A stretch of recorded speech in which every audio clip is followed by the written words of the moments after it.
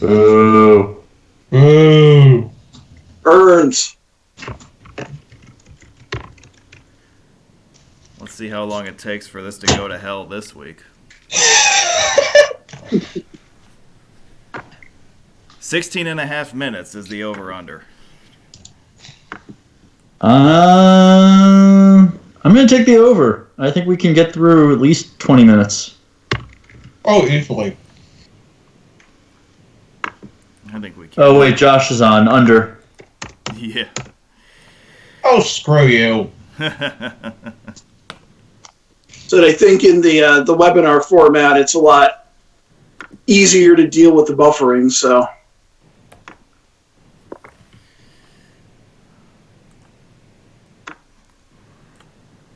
Alright, we've gone live. We are live. We are, and we are going to hang out for a couple minutes and wait for people to join us, and then we'll get underway shortly. Live from New York, it's Saturday night. That it is. That's right. It is? Yeah. This is going to be a different kind of comedy tonight, though. Actually funny? Get a bunch of people from the Northeast talking about Las Vegas. Yeah. Mm-hmm. That's what happens when you're locked down and you have nothing to do.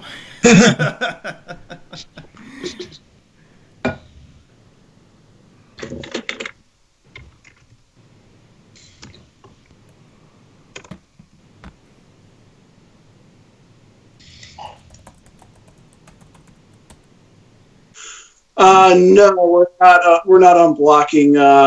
Was it Andrew or Melissa or? No, probably for the better. It's an 18-plus channel, isn't it?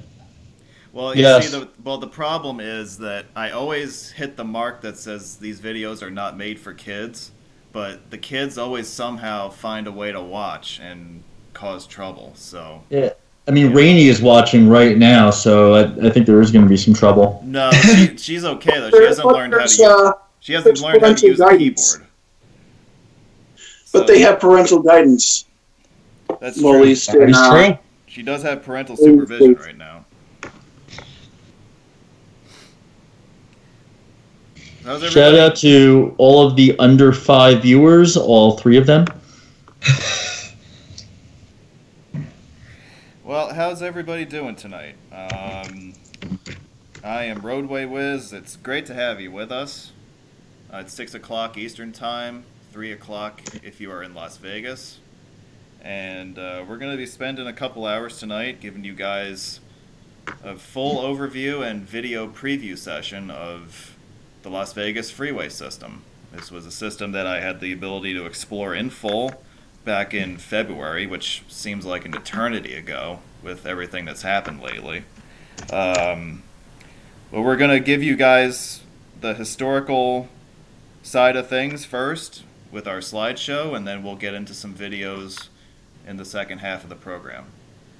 So I'd like to take a second here to introduce my panel who is joining me via Skype tonight. They normally would be joining me in person, but obviously with the stay-home orders here in the New York metropolitan area where we're all from, we are having to do this remotely this time. So I'd like to introduce, we've got Steve from New Jersey. You know him from alpsroads.net. There we go. Always good to have him join us. Thank you. We've got Doug from Gribble Nation joining us from the Albany area. Yes. And we have Josh, who is also joining us from the Albany area. Yo, yo. So those guys are going to be helping me out with the commentary, and they'll be providing their 2 cents as well as we go throughout the evening. So, all right. I guess we can get started, right? All right, let's get started. Let's get started with some announcements, shall we? YouTube uploads. Today is what? What the hell is today? March 28th? It is the 28th. We have a couple more days of New York City area bridge updates to work on. You'll see those tomorrow and I think on Monday as well. And then on April 1st, we will begin uploading or publishing content from the February trip. So this will cover material from the states of Texas, New Mexico, Arizona, Nevada, and California. So once that gets started on April 1st, you can expect that to last about 6 months. I usually take about 6 months out of the year to dedicate to whatever it is that I do on my winter trip. So that's what you can expect.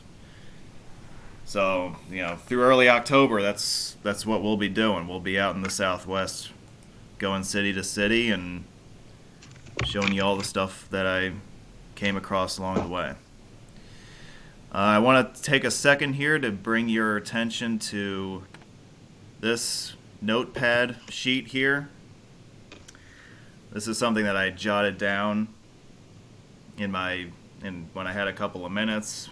I was trying to figure out how we could make our content here on YouTube, our live content anyway, a regular weekly occurrence. So I think that's what we managed to come up with this schedule. You'll notice that we are currently right here in the sequence.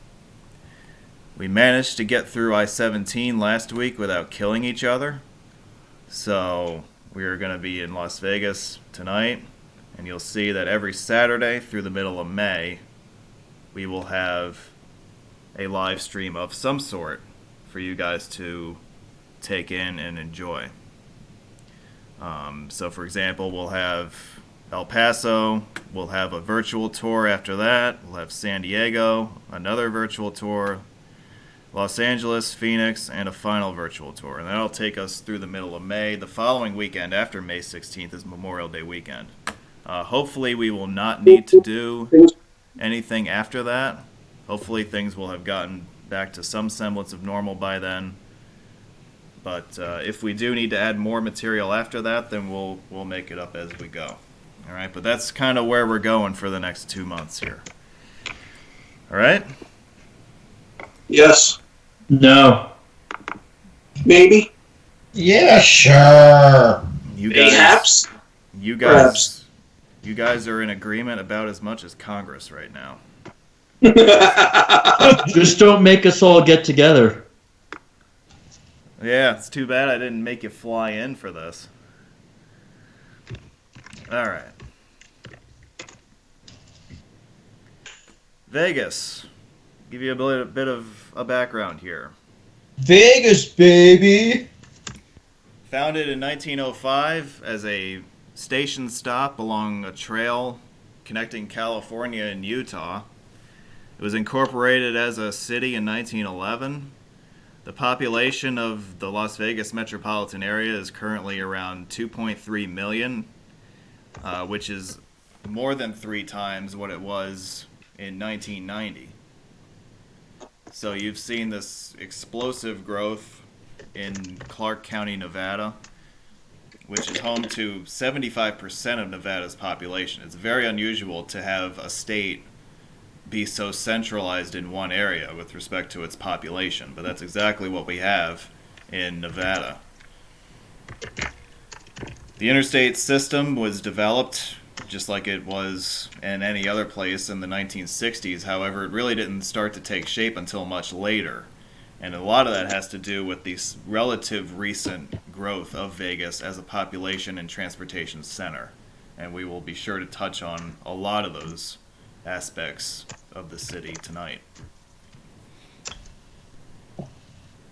Oh, and the name Las Vegas roughly translates to the meadows in Spanish. It's kind of a weird name considering it's right in the middle of a desert. It might have been land, but or a flatter land. I mean, it's surrounded by mountains, so. Yeah. Okay.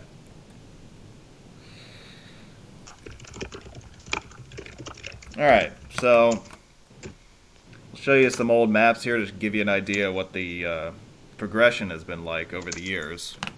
I believe this map on the left is from the early 50s.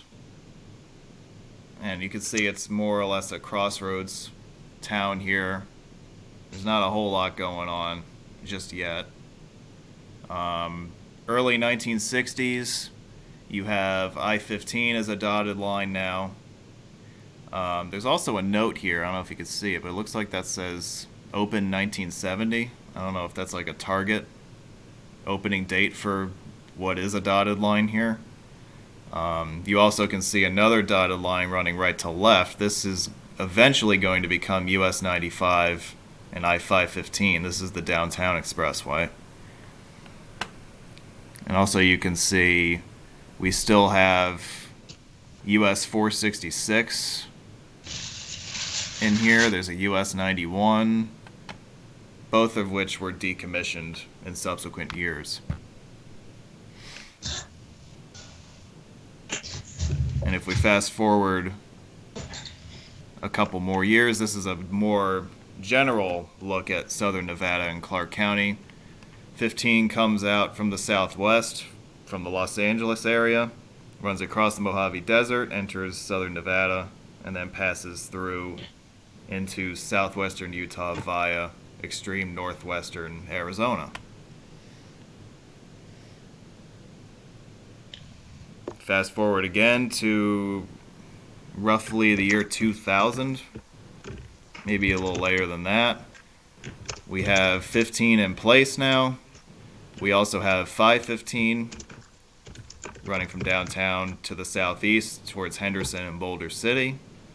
And we have the early phases of what will become the Las Vegas Beltway around the west side of the city.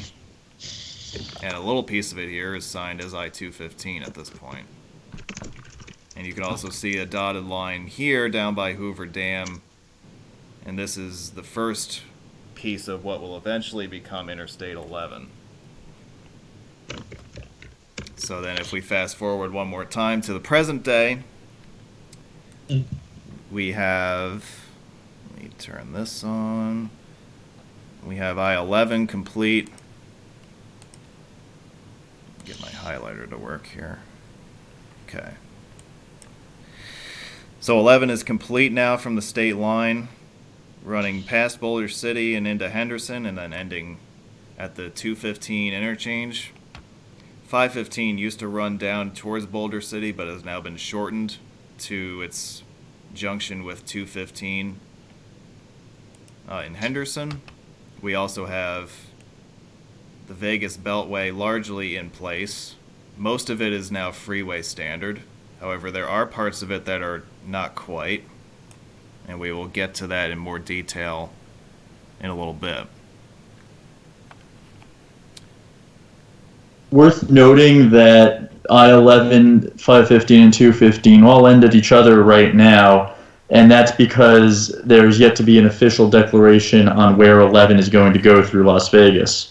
The intent is to carry it northwest on the 95 freeway. The most direct route would seem to be following 515 onto 95 and continuing, but there's consideration for having through traffic skirt Las Vegas on the 215 Beltway once that's up to standards. Yeah. So until that fight is resolved, 11 remains truncated, but the likelihood is it will take over 515 at some point. Yeah, and we will get into more of the schemes for alignments and whatnot in a little while when we get to... Sorry. Your apology is not accepted. Angry. Angry. Yeah. So, Angry. Yeah. Okay, so that's basically the progression of how things got built over the years. All right, let's dive in here. I-15. It's the main north-south mainline freeway, mainline interstate. It is the main street for long-distance traffic passing through the Las Vegas Valley. It plays a major role in commerce in the Mountain West, connecting Utah, the Salt Lake City area, with Southern California. I don't know. Like, was there anything really that specific or that interesting about the construction of 15 through here? Or Let was me it see. pretty straightforward? Well, basically, from what I'm showing, it's I think we went over some of it already, where basically it was being built, piece by piece during the '60s and the '70s. US 91, which is what I-15 replaced. Basically, that was signed with I-15 until 1974. Okay.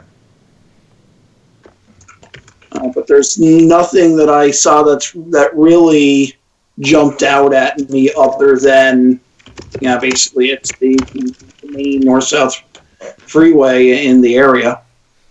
Yeah. Well, we should probably take a moment to talk about Project Neon, right?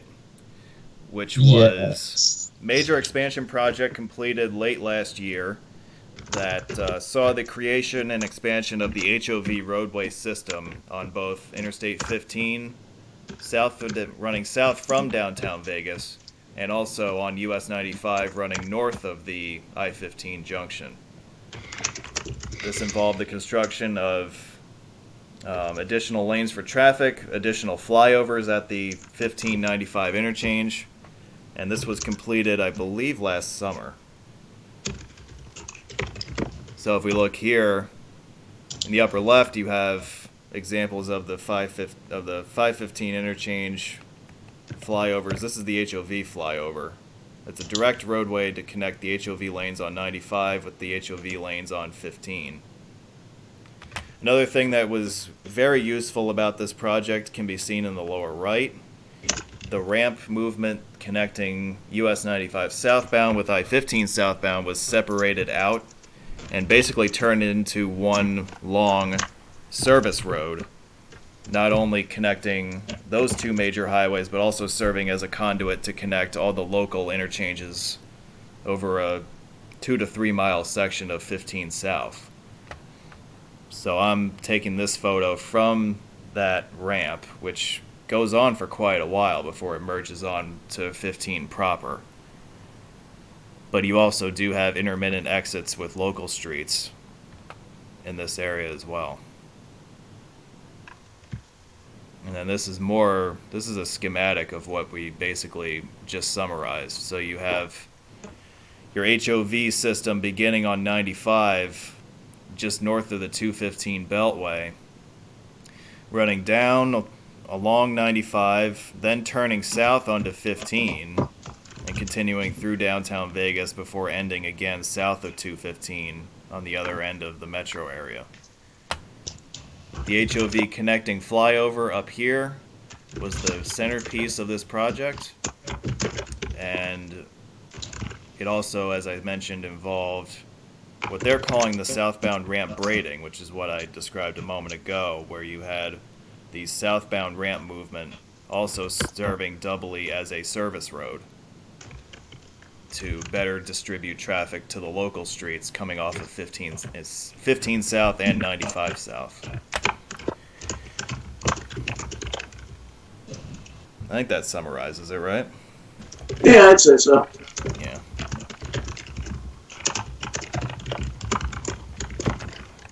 So we also now have 515, which begins at that same interchange at 15 and 95 and runs to the south and east towards Henderson. And nowadays connects with Arizona via Interstate 11. And prior to that, it made the connection via US 93. It was one of the first expressways proposed in the Las Vegas area. It was known on planning maps as the Las Vegas Expressway.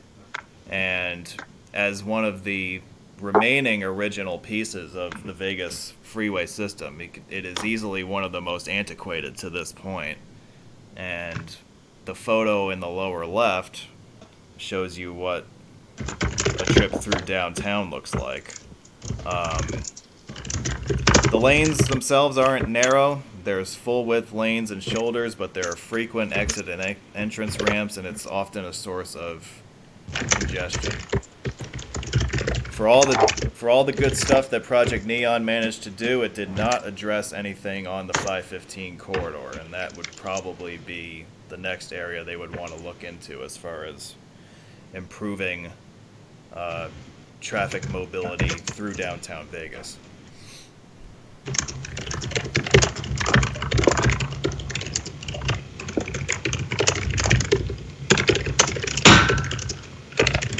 And from what I understand, 515 was first approved in 1976, given the number at that point, but construction did not begin until 1982, and it was constructed in stages until it reached its former end north of railroad pass in 1994, when they finally put up the sign and signed it US 93 and US 95. Who's typing in the background? Alright. I don't know. Whoever is typing in the background, we need you to pipe down a little bit. Alright, 215 is a work-in-progress beltway around the west side of the Vegas Valley. Doug, I think this was proposed, in the 90s, I think? It's a pretty recent... It's recent enough in terms of my lifetime. Right. Let me see. It was basically, it was approved, the designation was approved in 1993. Okay. And basically they were, starting building it during the 90s and then, into the 21st century. The first section actually opened up in 1996 from I-15 to Warm Springs Road. And then it actually looks like it connected to 515 in 1999. And then they started working on the Beltway, west of I-15 at that point. Okay. Yeah, because it seems like the section between 15 and 515 was given the most priority initially. And right. Everything west of there, everything north of there was going to be undertaken by the county and built gradually over the course of however many decades it's going to take. But it seems that for whatever reason, they really wanted to make that connection available as soon as possible. Right. Maybe because of, growth patterns at the time. Well, yeah, because Henderson really started booming in the 90s. Right. Early 2000s. Like, there didn't used to be a major suburban center in Henderson until, 20 years ago? So, that may have... then, yeah. Yeah, I mean, that may have definitely been a part of it. Yeah. As it stands,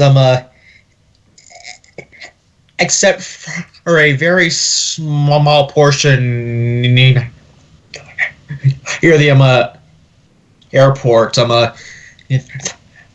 entire beltway is under county maintenance, which makes Interstate I-215 one of the relatively few county-maintained interstate highways out there.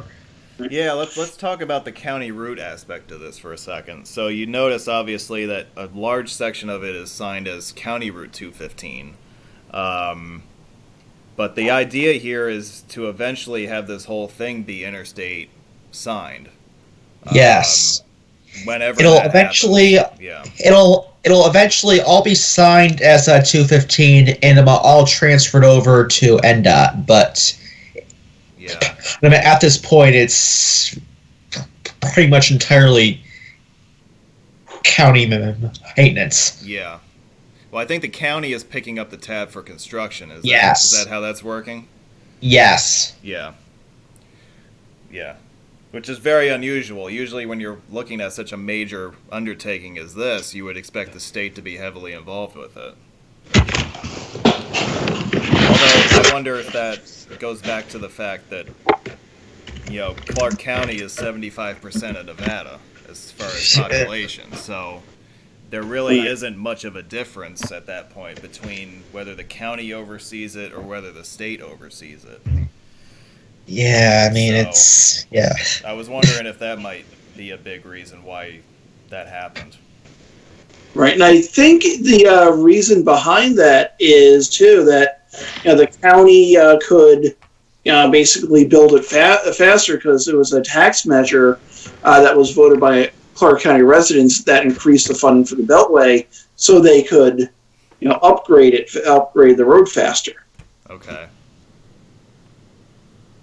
Yeah, so getting back to what we were saying about the interstate versus the county route, if you look at the map on the left, you have everything in red is signed as I-215, and this takes you from I-15 on east to the 515-11 junction in Henderson.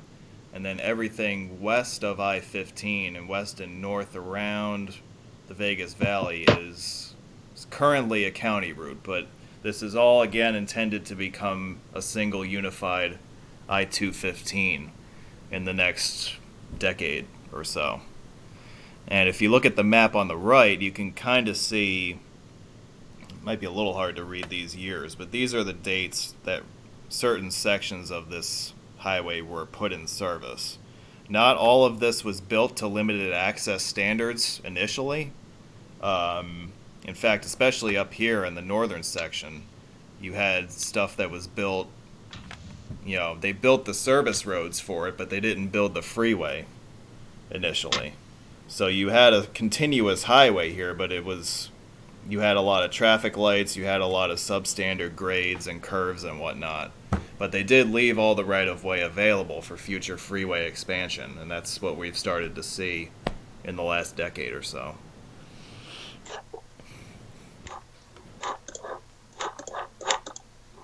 Speaking of up at the north end, we see how the most recent contract to add interchanges to this county route, soon-to-be interstate corridor, you've got a new highway being built here. This used to be an at-grade intersection. Actually, I'm taking this picture from what currently is the main line as you make a curve and go up what is eventually going to be just the off-ramp.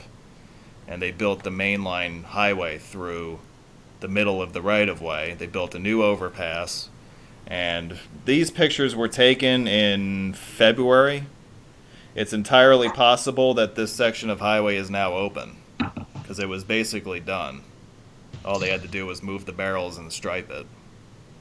And that is going to be something to keep in mind. Any videos that you watch of Las Vegas, any pictures that you look at, you're going to have to just live with the fact that Vegas's highways are going to be constantly changing for years because of the population growth. I mean, I mentioned at the top that the population in the city has basically tripled in 30 years, and that process continues to this day. So they're going to be spending many years just trying to keep up with the growth of population. So I would expect a lot of things, even from this trip, to look a lot different in a few years. Here's a rendering of what will eventually be the northern terminus of the Beltway, north of Las Vegas. So if I can go back to the highlighter. So the existing interchange at this end has 215 come in from the west and end at an at-grade intersection here. So what they're going to be doing is making this all limited access. They'll be building the flyovers to connect 15 with 215. They'll be redirecting the local traffic to the local streets instead, right here. Separating this out, there's actually a traffic light right here, and they'll be getting rid of that. This is one of the last big projects that'll be necessary to complete the Beltway to Interstate standard, and it's expected to get underway later this year, I think. So I know that the goal for completing the Beltway to Interstate standards was 2025, but I know they're going to try to expedite this project and the completion of the Centennial Bowl as much as possible.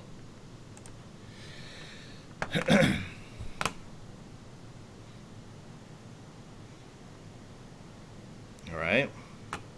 State highways for a second. Summerlin Parkway was... Home of O.J. Simpson. Yeah, you want to take a moment to get that word in there?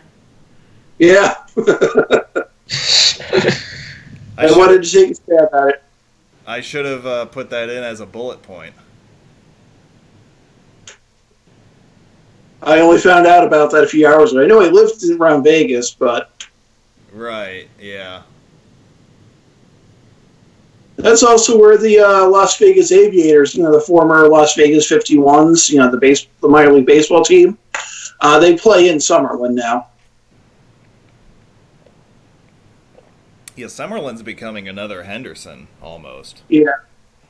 But, yeah. So Summerlin Parkway was developed as a corridor to basically link US 95 with the suburbs west of there.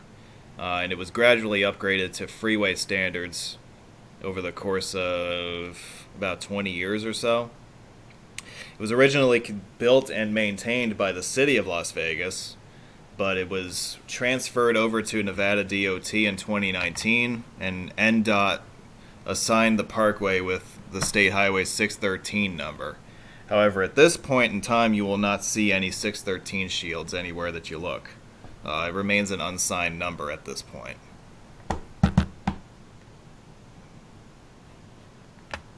So again, it's the eastern terminus is at US 95. The western terminus is at 215. And I do wonder if we'll see an upgrade of this interchange to a more elaborate one in future years.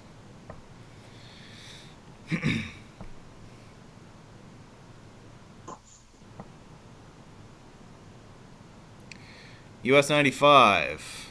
So this picks up right where the north end of I-515 leaves off, and it runs westward to link in with Summerlin and then veers to the north to exit the metro area on a line with Reno eventually.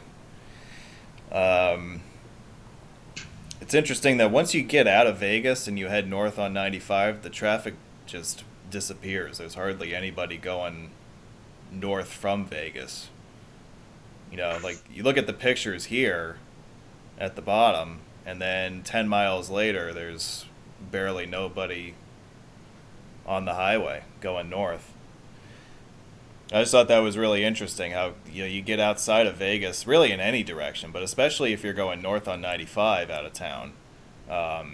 It really goes from suburbia to nothing real quickly.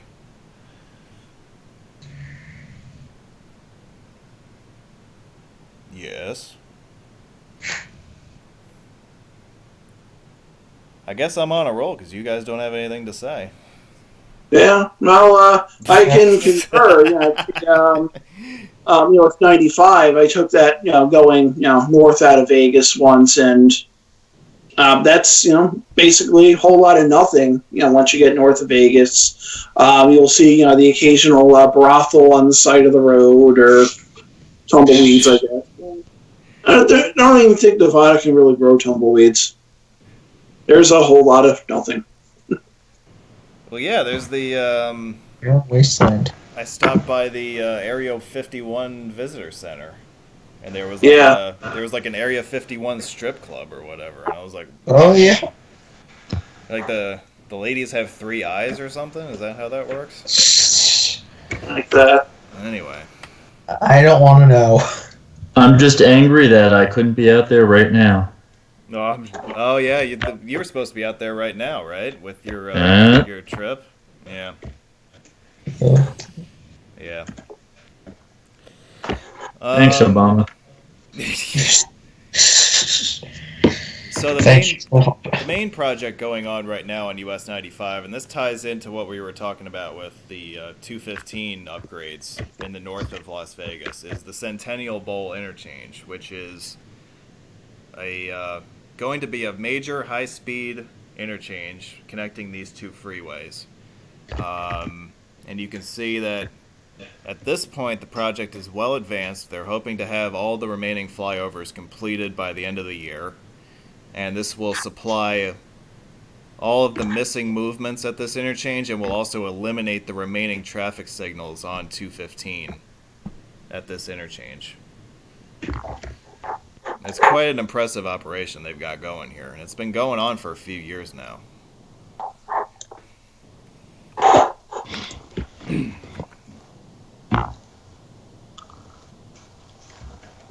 Alright, so that takes care of that. Now, I know that we teased McCarran Airport a little while ago, but now let's get into it with a little more detail.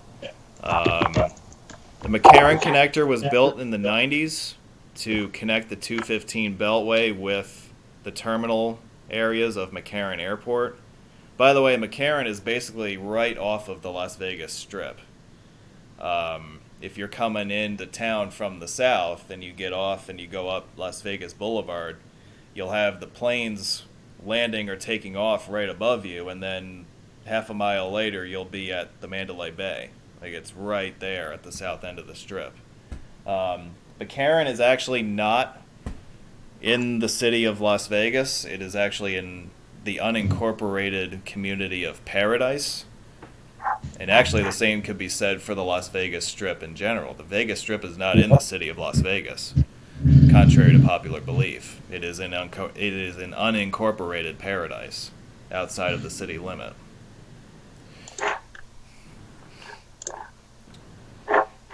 So, probably the most significant part of this freeway connector is the tunnel that goes right underneath the 25L and 25R runways. I would imagine that it was built in stages as a cut and cover tunnel. It's way too shallow to be a bore tunnel. They probably would have shut down one runway at a time, dug out the tunnel, put the runway back, and then shut down the other runway and done the same thing, I would think. And then a recent project completed a couple years ago saw further improvements to the connector in the form of the replacement of certain ramps at the 215 connector interchange with high-speed flyovers. So again, this goes back to what we were saying, how as the population increases in the valley, the need to improve freeway-to-freeway connections and freeways in general will always be present. And by the way, this connector from the 215 on up to the split for the ramps to the terminals is internally signed as Nevada State Highway 171. North of the terminals, the connector becomes a local street that I believe is county maintained. But there's no known county route number for that I'm aware of.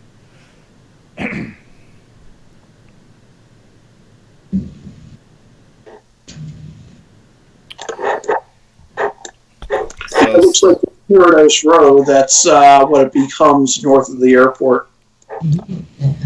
Yeah, I think it becomes a regular city street at that point. Like where the connector ends is at Tropicana, and which is basically like if you were to turn onto Tropicana and head west, you would be at the south end of the Strip at that point. Right. Okay. I guess 215 is the only signed county route in Clark County. That's what Scott says.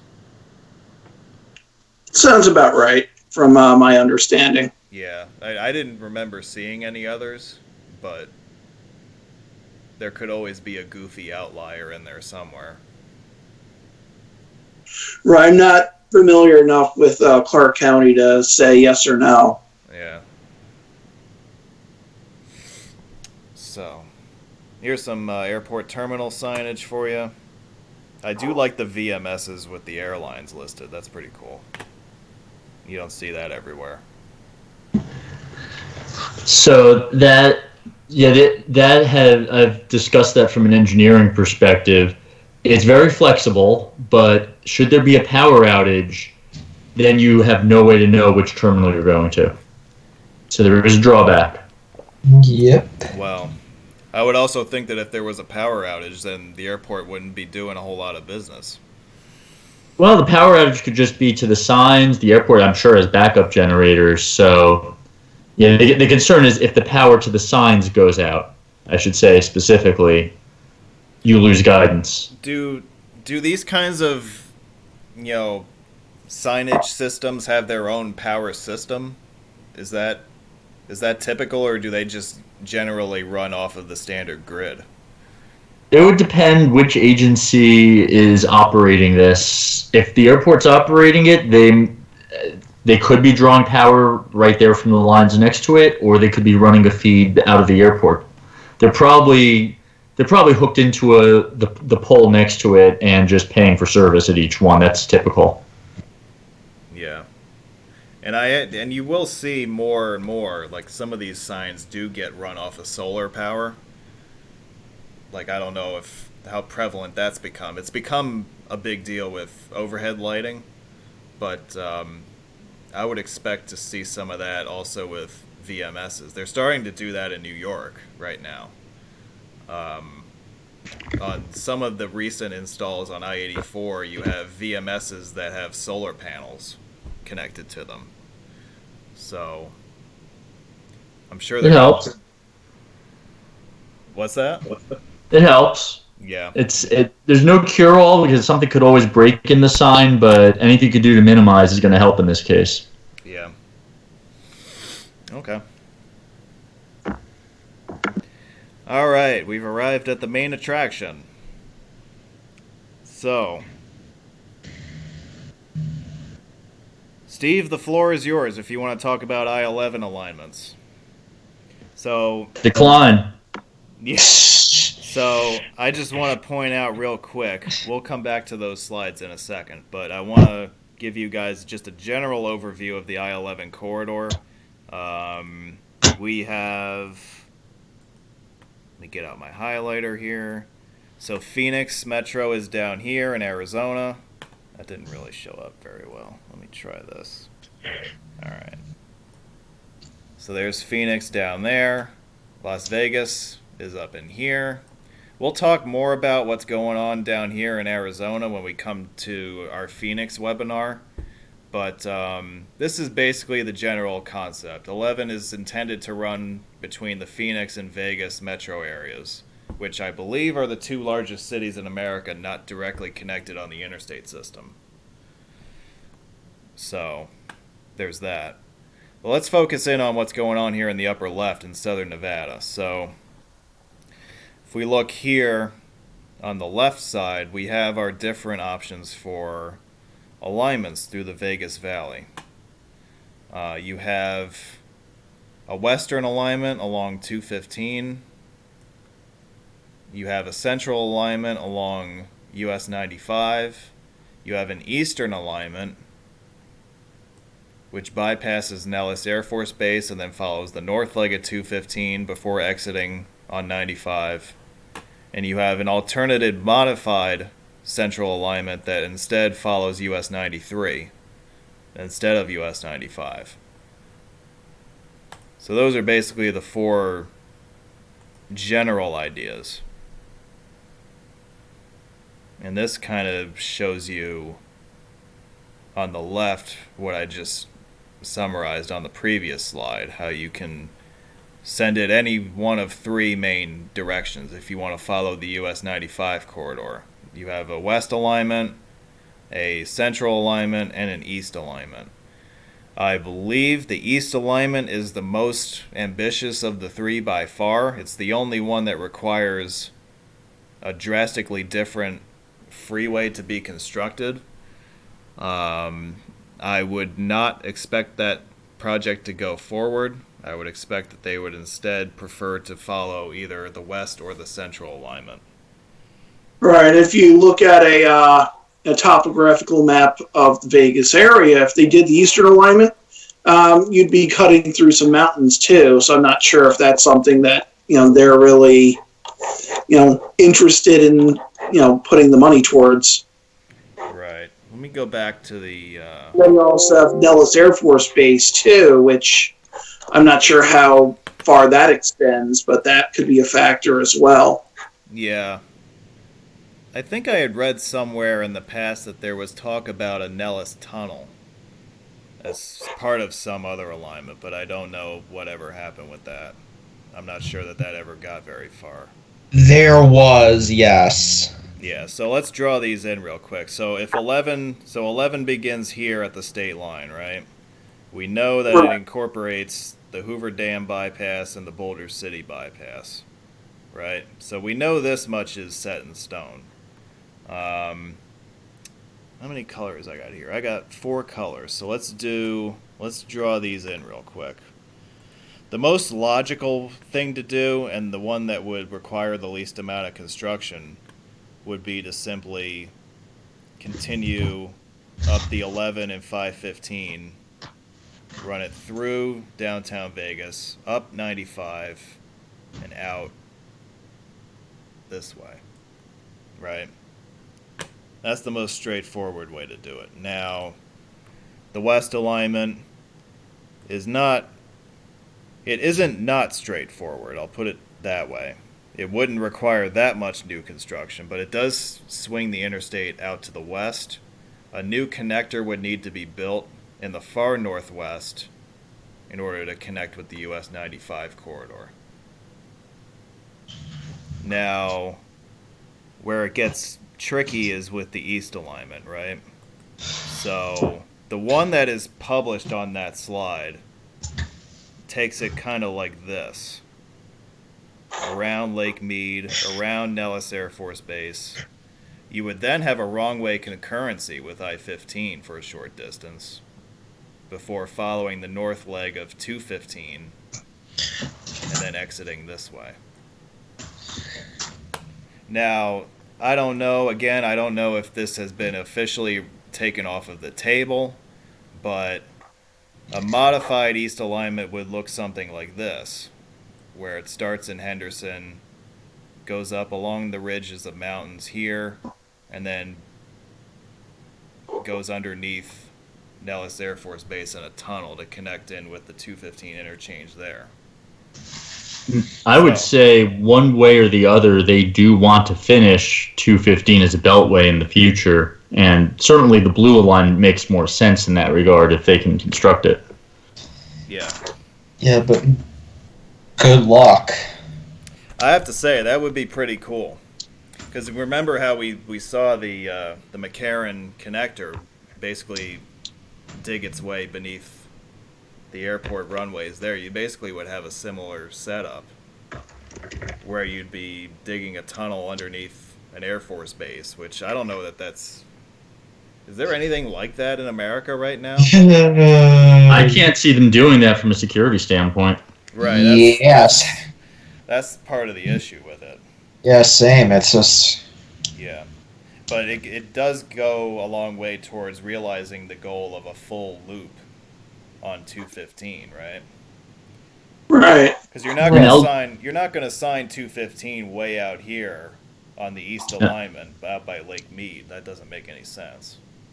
LJ the Fro points out that the East leg was ruled out in the mid-2000s, and my reaction to that is anything short-term, yes, but I know they still want to have it in some fashion, so they're probably going to revisit it.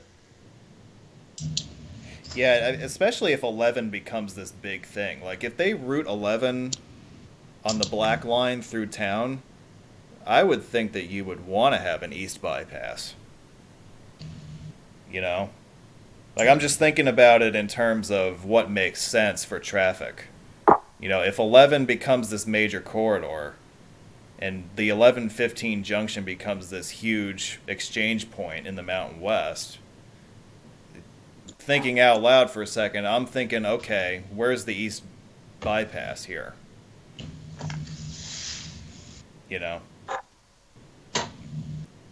That's just my engineering mind cranking into gear, but that's my thought. Yeah, but as far as Interstate 11 north of Las Vegas, that is still very questionable as to if it'll actually happen. because traffic items up there are extremely low, and there's not a whole lot of and there isn't a whole ton of enthusiasm about actually building it past I-15. Yeah. Well, I think that a big reason why 11 doesn't connect with 15 directly just yet is because what Steve was alluding to earlier, that they have to decide what they're going to do with 11 beyond Las Vegas before they decide where they're going to route it through Vegas. Yes, and they haven't yet. So. Right, and I don't expect them to make a decision on that anytime soon. No. Yeah. I mean, we're many years away from seeing 11 completed through Vegas. We're probably even more many years away from an eastern bypass of our dreams. But, like I said, Vegas is going to be constantly evolving over the years. So it's going to be interesting to revisit this 10 years from now and see what they're talking about in the valley. Right. Yeah. Mm-hmm. That was really interesting stuff, going through all those alternatives. I totally think that they need to put bike lanes on I-11. That's the other thing they need. We have unanimous approval from the panel. Okay.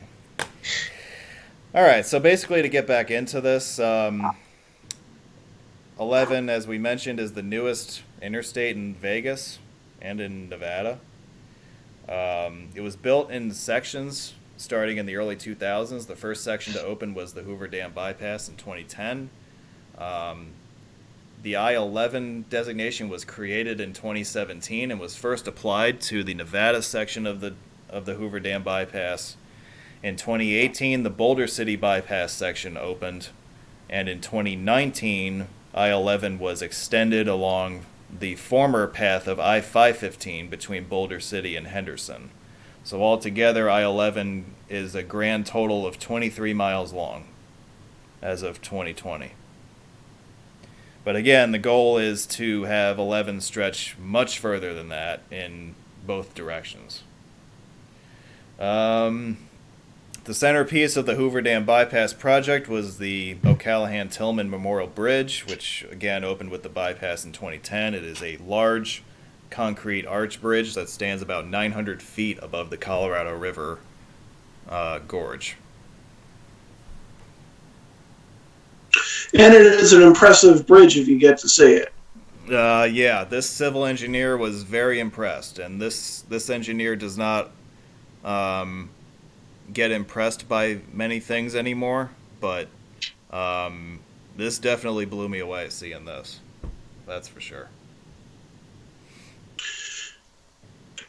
And for that name, the O'Callahan-Pat-Tillman Bridge, Mike O'Callahan was a governor of Nevada between 1971 and 1979. Then Pat Tillman was the former Arizona Cardinal / did something with the Army. I can't remember exactly what. He unfortunately passed away, and he was the Arizona side of the name. So yeah. Pat Tillman was a star NFL player for the Arizona Cardinals. And right. He retired in the prime of his career to enlist in the Army after 9/11.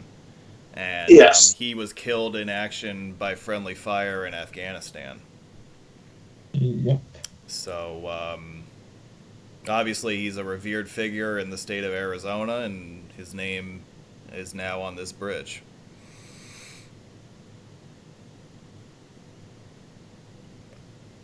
Oh, and we should mention just in passing here that the old alignment of US 93 that the bypass replaced is now solely in place to provide access to Hoover Dam and all the related attractions. The Nevada side of this bypass, or the old highway rather, is signed as State Highway 172. The Arizona side dead ends after about a mile once you pass the final parking lot areas for the dam. However, the road remains complete all the way around, but you can't drive more than the first mile on the Arizona side. And all access to the dam must be made, therefore, from the Nevada side. Alright, we did this already. Talked about this. We talked about the slide on the left. I think a couple people in the chat were asking about what the plan is for I-11 north of Vegas, and the slide on the picture on the right kind of gives you an idea of what they have in mind, right? So, let me go back to my pen here. So the conventional wisdom is for 11 to follow 95 across western Nevada in the direction of Reno. Now, what happens once it approaches Reno is still up for debate. It doesn't, at this point, look like it's going to link up with 580 in Carson City. It's going to instead come into 80 somewhere east of Reno. And then whatever happens from there is up for grabs. It could head into Oregon. It could head into Idaho. There's still a lot of uncertainty once you get north of I-80. But the basic idea to connect Vegas with the 80 corridor is for it to remain east of Carson City, Reno. And then there's also still some support for an eastern alignment in Nevada, taking it up US 93 instead, and bringing it into 80 near Elko. I don't think the eastern alignment has as much traction as the west alignment, if I have that right. But at this point, eastern alignment is basically purely long distance traffic, and it isn't all that heavily used. yeah, because I mean 95 is barely used, so I can't imagine what 93 is like. Yeah. So, all right. So I think that gives you everything you ever wanted to know about I-11. Congress says 11 goes towards Reno, per the chat. What does that mean?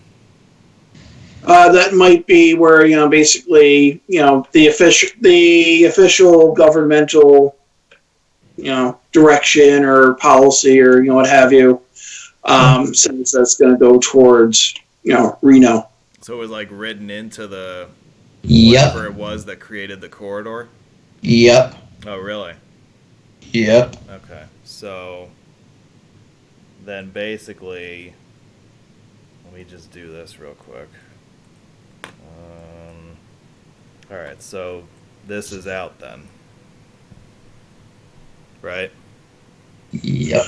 Well, 93 is out. 93 is out.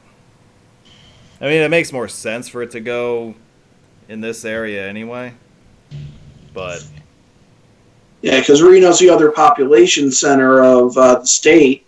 You go up to like Winnemucca or Elko, and that's not much up there. yeah. You'd still, once you got up to Elko, you'd still have to build hundreds of miles of freeway just to reach Boise, which would be the next sizable population center. Yep. Right. Well, it would go up to probably like Twin Falls or something like that, and then take 84 up to Boise that way. Or if you're taking, let's say, following one of the US 95 corridors, you still have to build hundreds of miles of, freeway, north of Winnemucca up to Boise too. So. Okay. All right. Well, we've come to the end of the slideshow, folks. We'd be happy to answer any questions you might have about what we've just gone over. I know that we kind of went through it pretty quick at times, but we'd be happy to entertain anything that you have for a few minutes. And then don't forget to join us. This is a friendly reminder. We'll be right back here next Saturday as well. We'll be in El Paso, Texas, which is another really interesting place. So we're looking forward to doing that one. Is the western end of the Summerlin Parkway an abandoned stub roadway? I wouldn't call it that. I would call it a placeholder for a future continuation of that road. Because basically that area of Vegas is still being developed. So they built a full intersection there with the intent of it being continued to the west as some sort of residential thoroughfare, I would think. I don't really classify it as a stub because it's not something that's been canceled. It's something that they definitely plan on extending at some point. Right, it's in a process, or basically evolution. Yeah. Again, the evolutionary process of the Las Vegas freeway system. So, let's check back in 5 years, and I'm sure a lot of things will be very different. Ooh, yes. I like to believe that the Las Vegas freeway system has an intelligent designer and was created instead of evolved.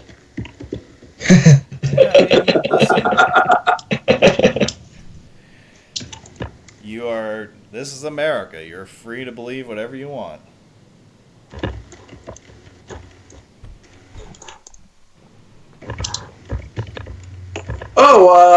Someone wanted to know who is Bruce Woodbury. And that was AJ, actually. Did I not answer that question? I don't think you did. Did I not? I'm sorry. Alright, so who the hell is Bruce Woodbury? He is a Nevada, Clark County politician who... Of course he is. ...secured and advocated for the construction of the Beltway and went a long way towards securing the funding for the construction of the corridor at the county level. And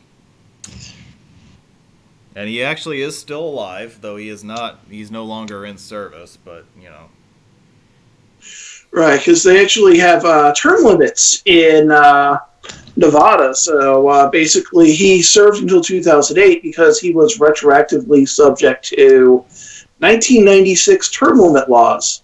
And what had happened with Bruce Woodbury, he had his hands in a lot of things, with the development of, Clark County and Las Vegas. Not only, the bypass, which has his name, but things like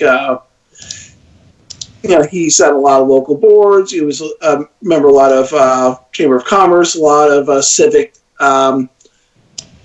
groups that basically help make Las Vegas, at least for the people who live there, what it is today. And other things like Colorado River Commission, Las Vegas Convention Visitors Authority. So he's done a lot.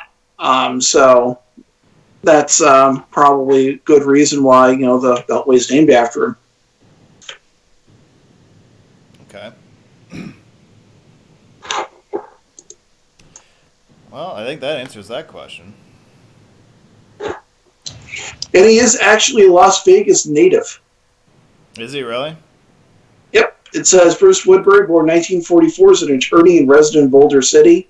The Las Vegas native attended Las Vegas High and took his law degree from Stanford University after graduating from the University of Utah with highest honors. Wow. Excuse me.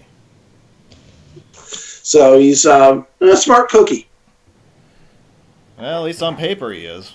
If he was so smart, why would he go to Utah? That's all I'm saying. It's not Utah. East Nevada.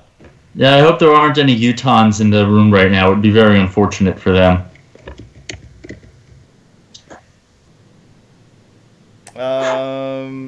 Carlos, I don't know what the military cutoff road is, so I can't answer that question.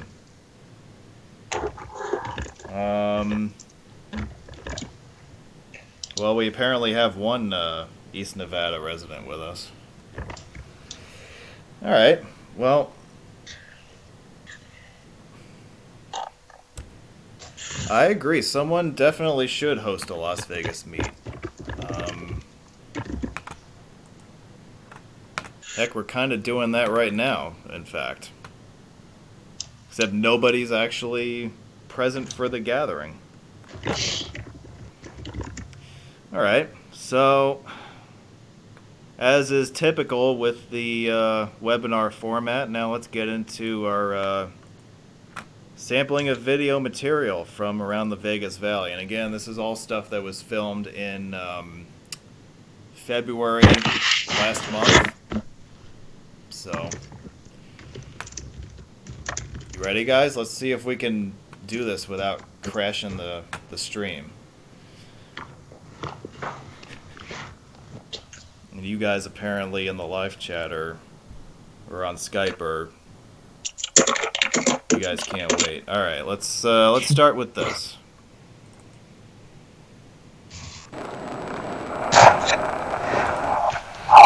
All right. So we talked a lot about I-11 during the course of this slideshow, and we're going to focus on, in this video, the Hoover Dam bypass. And so this video will take us southbound, quote unquote, over the length of the bypass and into Arizona. This section that we're looking at right now was built as part of the Boulder City bypass. It was opened. Nice view. It was opened in 2018. Isn't this a nice view? This is Lake Mead right in front of us. And this that is very nice. Yeah, this opened in 2018, and the Hoover Dam bypass proper opened in 2010. So this is all relatively new construction.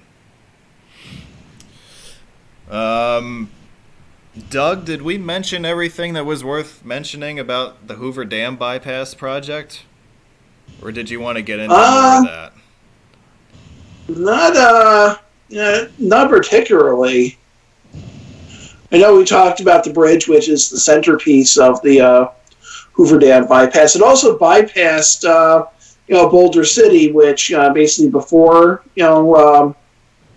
I-11 opened and the Boulder City bypass opened, it drove through Boulder City, which is where actually a lot of the people who built the Hoover Dam were living, basically, and it became a town, as a result of the construction of the Hoover Dam.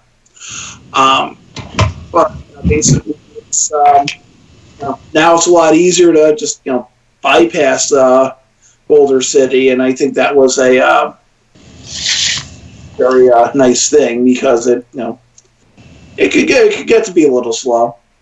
Yeah, Boulder City didn't exist as a community before the Hoover Dam project came along, so it's really interesting when you read about the history of Las Vegas and the effort that it took to build the dam. The amount of infrastructure that had to be developed just to provide access to the construction site, and what the dam ultimately allowed places like Las Vegas and Los Angeles and Phoenix to turn into in subsequent years. So, all that stuff's really fascinating to me as an engineer, that's for sure. Well, and if you spend some time in walking around the downtown part of Boulder City, they have sculptures of the types of people who built the dam, including the person who distributed the toilet paper. That is not a real sculpture. I'll have to find that in my pictures. I think it is. The toilet paper guy, he was anticipating the 2020 toilet paper shortage, huh? Yeah. So anyway, when we reach the bridge, which is right here, the Interstate 11 number officially ends in the middle of the bridge, which is at the Arizona state line. And also noteworthy about this point is it is the transition point between the Pacific and Mountain time zones.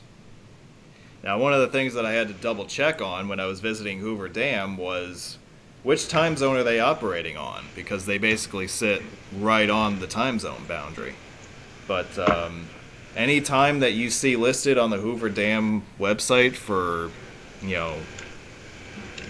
hours of operation and whatnot, those are Pacific time. The only real time zone in that area. I guess. Well, the other thing too, if you're going to the Hoover Dam, you probably noticed this when you visited.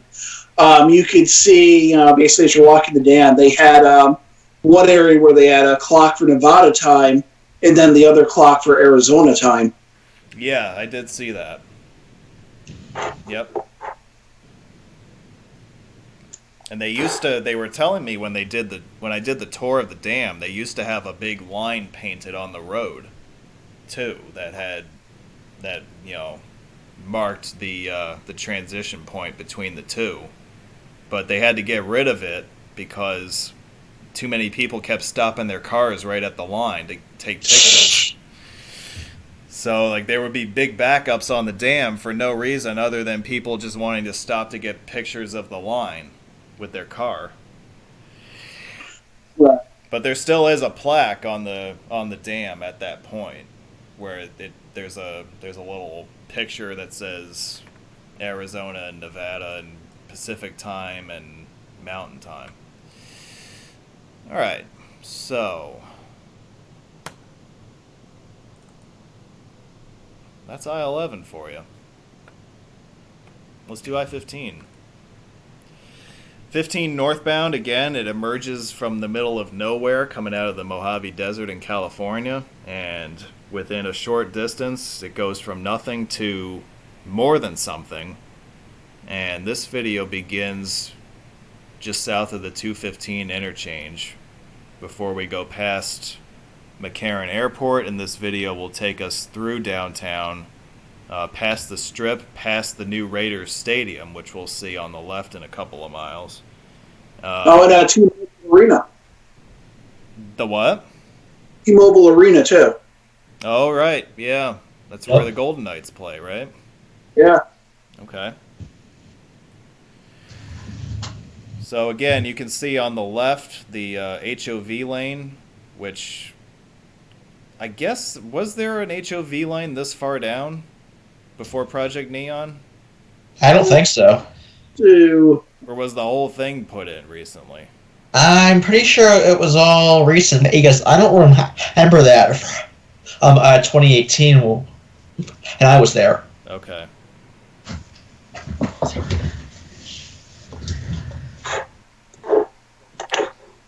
Yeah. I can always look at my photos. Yeah, because Doug, when were you in the area last? Middle November of 2018 was when I was last there. I was also there in 2013. Now, what's the difference between an express lane and an HOV lane? I think express lanes, they only have exits at certain points. So I'm looking at a picture right now. It's near the Aria Resort on 15 South. They have signs for express lanes exits to 215 East and West there.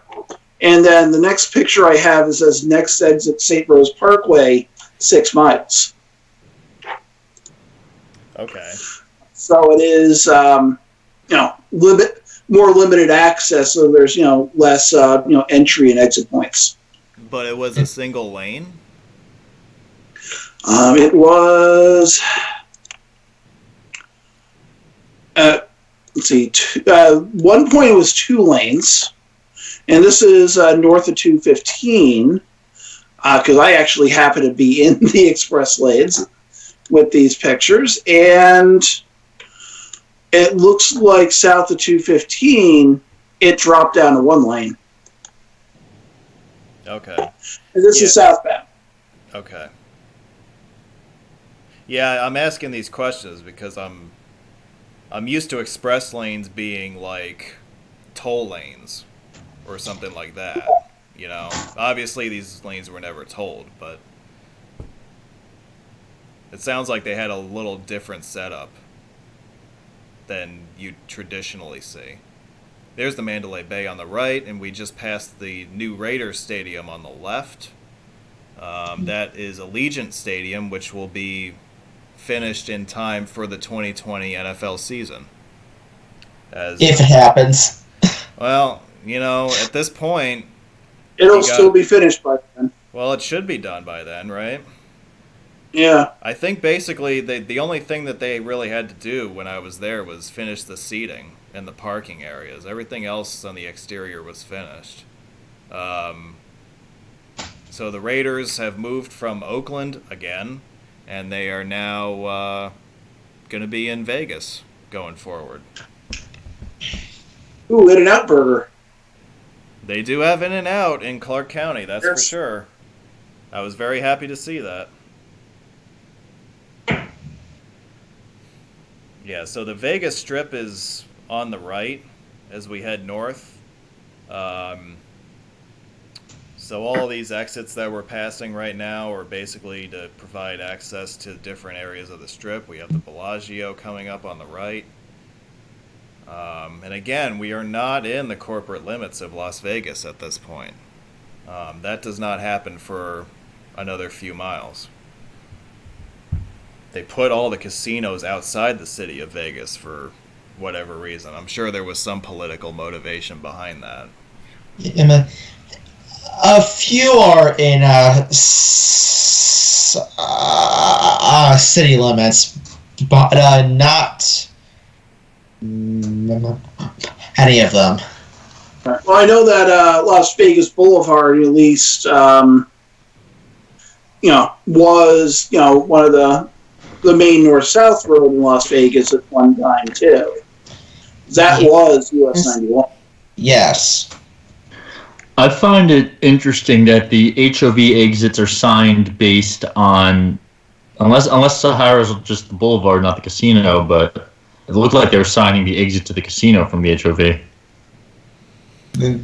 Well, yeah, I think the HOV also has its own separate exits that are not related to the exits for the general use lanes. So that's another interesting thing. I don't know if the placement of the HOV exits corresponds to the most likely destinations on the Strip, but they're in different spots depending on where you are. I knew that guy in the black SUV was going to cross the double white into the HOV lane for no good reason at all. Well, here's another thing that we should mention. Like, Nevada DOT is actually in the process of coming up with a way to improve the entry and exit points from the HOV lanes, because people have been complaining ever since they went online that there aren't enough entry and exit points. So that kind of transitions into what you're saying about people crossing the double white line. Well, it seems to me, driving through here, that there just isn't enough leeway and enough warning time for people to enter and exit prior to where they need to get off the freeway. So it does sound like Nevada DOT is going to look into that this year. So what you're seeing right now is probably not going to be still in place by year's end. We'll put it to you that way. Now, in Phoenix, when we talk about those highways, the way they stripe their HOV lanes is even more ridiculous, because they stripe their HOV as a solid line, and there are no skips. There's no dedicated entry points. So everybody is crossing the solid line as they want, because there's no designated entry point, and the whole thing is signed as a solid line. So in theory, if you enter the HOV lanes, you're never supposed to leave them, if you're going to follow the striping and, take it at its word. So, and for those of you who watch my videos and you see that I kind of don't really follow the solid line guidelines, it's partly because of that, because you can't really take a solid line seriously, because different jurisdictions put it in for different reasons, and it's never enforced anyway. So who cares? Well, This New York Mike is right. One white line means nothing legally. It's a suggestion. Two white lines you're not supposed to cross. Right, and I'm generally very, strict about not crossing double solid lines unless I absolutely have to for whatever reason.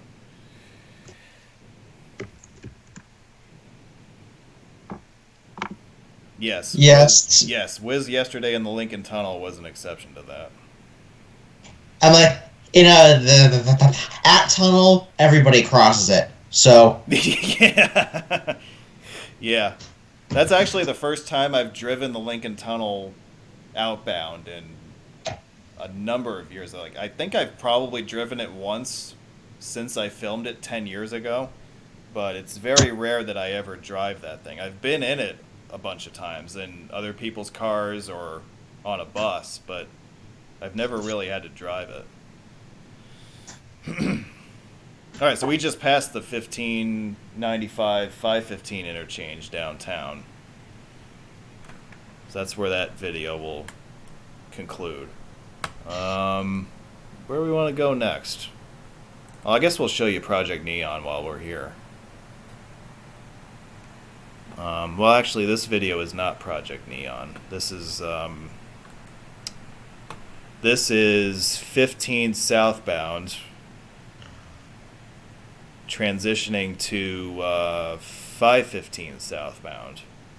So this is an interchange that, again, it's one of the busier interchanges, one of the busiest ramp movements in this interchange, rather. But it was not really addressed as far as Project Neon is concerned. And it's a shame because this ramp could really use a makeover or a reimagining of some sort.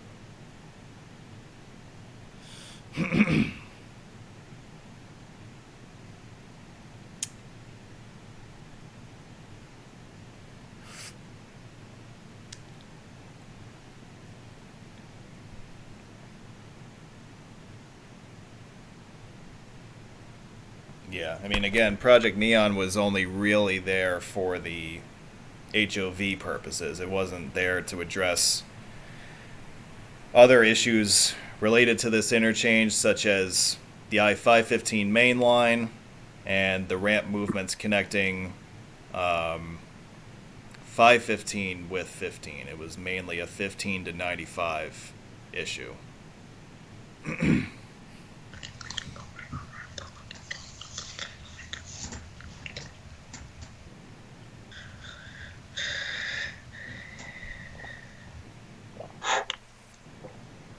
You notice that Phoenix appears as a control city for 515 South, which is interesting because in downtown Vegas, your control city is Phoenix, but then once you get onto I-11 a few miles later, the control city is either Boulder City or Kingman. There's no mention of Phoenix after that.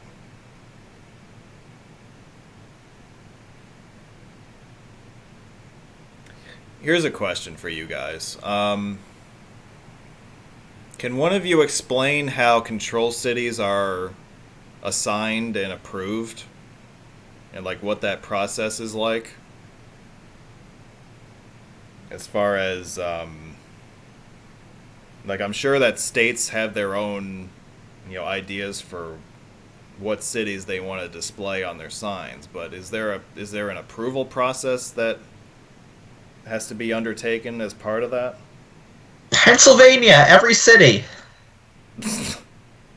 Yeah. Ohio, New York City. Yeah. Yeah.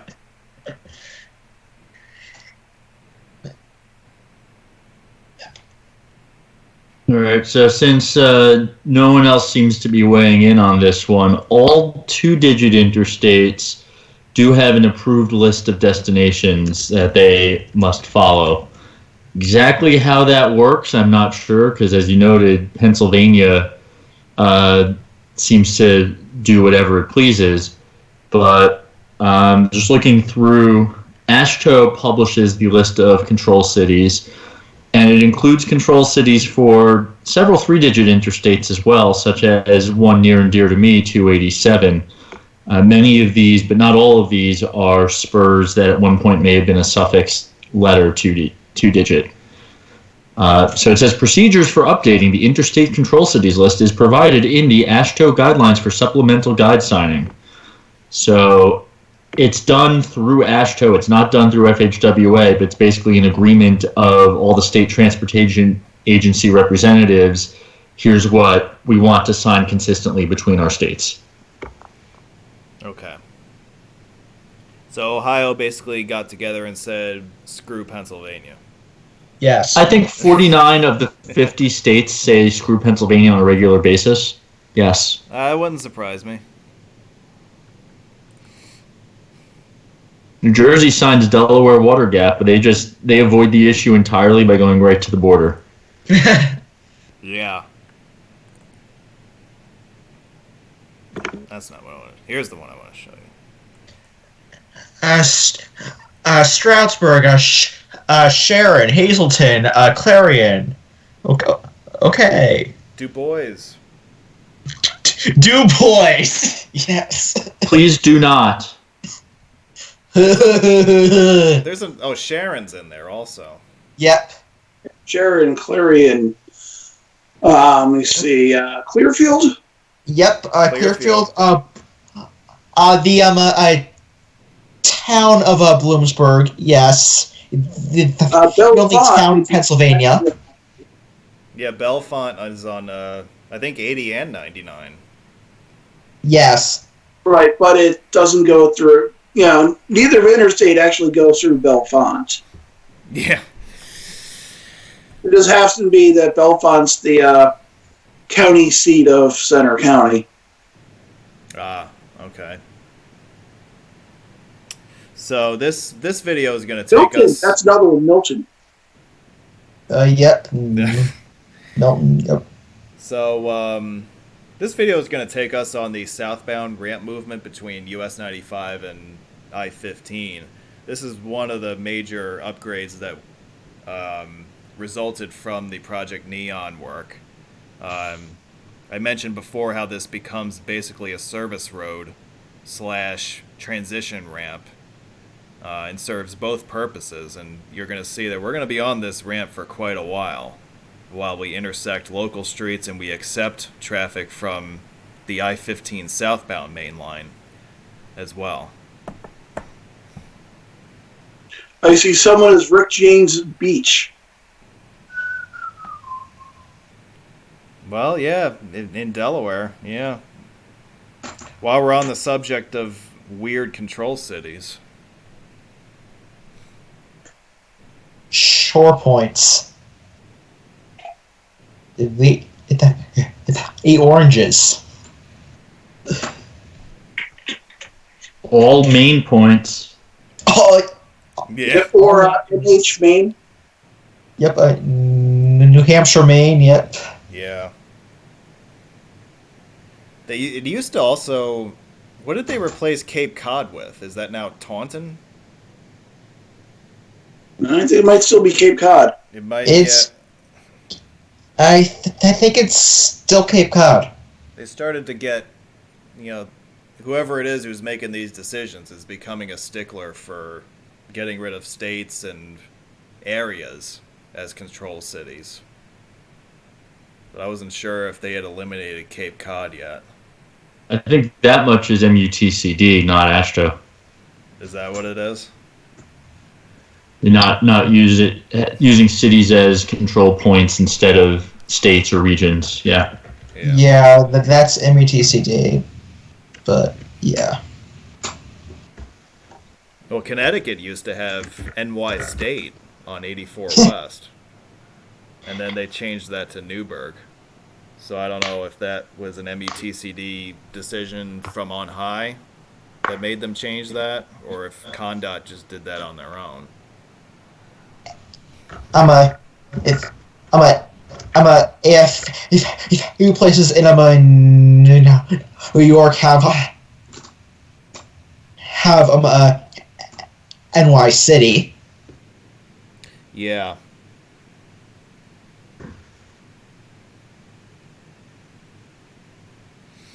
Yeah, so finally, after a couple of miles, we're merging in with 15 southbound. Whereas before, if we were on 95 and we were trying to get onto 15, we would have gone straight to the main line and it would have been backed up to all hell. But this at least provides a little bit of order for traffic going south. adjacent to the Strip. At least for a couple of years before then they have to go back and rip it all up and do it over again. Alright, so that's Project Neon for you. Now let's check out the northbound ride on 515 through Vegas. Which again, the video starts in the Henderson area, heads north and then west to link in with 15 in downtown Vegas, and then we'll exit to the west and then eventually to the north through North Las Vegas, and then on your way out of town towards Area 51.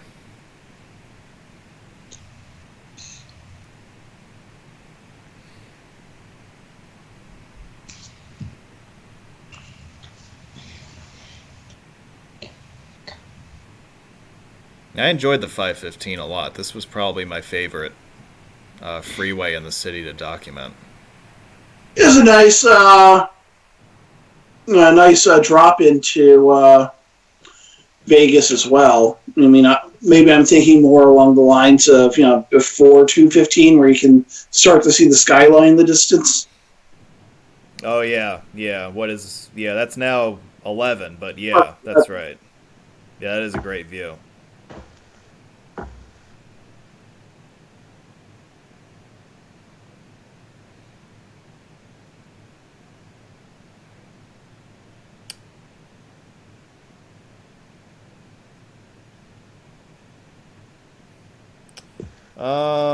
Cashless tolling at the Holland and Lincoln tunnels and GW Bridge. Well, obviously, yeah, they did switch over to cashless tolling all across the New York metro area because of the virus situation. But from what I have seen, I guess the remaining Port Authority facilities, which are those three that have not gone cashless yet, will be doing so by the end of next year, if I have my facts right. Yes. I think that's true. But yeah, it's interesting how, like these agencies, like the Port Authority, New Jersey Turnpike Authority, New York State Thruway Authority, have just basically switched over to cashless overnight. And it's basically going to be a dress rehearsal for how things are going to go several years from now once all these agencies are cashless anyway. Yes and no. What they're using right now is the violator technology to mail bills to people, and they're just not passing along the violation fees. But the all electronic toll technology, even in the short term when they still have the plazas up, is going to be a much different technology that's intended for that purpose. Okay. Yes, and how it currently is in New York is it's currently the honor system. So,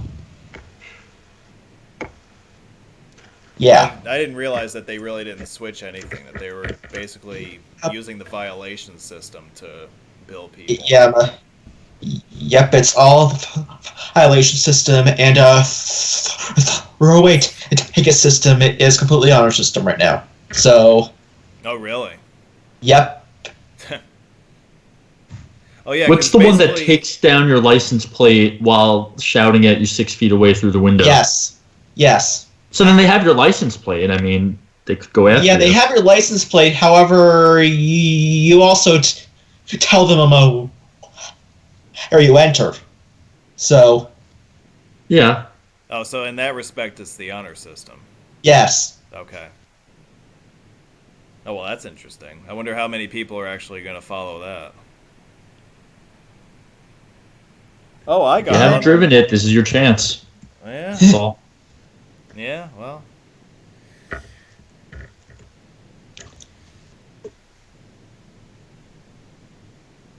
Yeah, so in general, for those of you who are watching in the live chat, we are going through our video previews of Vegas, but if you do have questions about other things that you want us to weigh in on, we're certainly happy to entertain those for you as well. So I know we're spending a couple of minutes here talking about cashless tolling, which obviously has no application in Nevada because Nevada doesn't have any toll roads. But we'd certainly be happy to entertain anything that you might have that comes up in the next hour or so.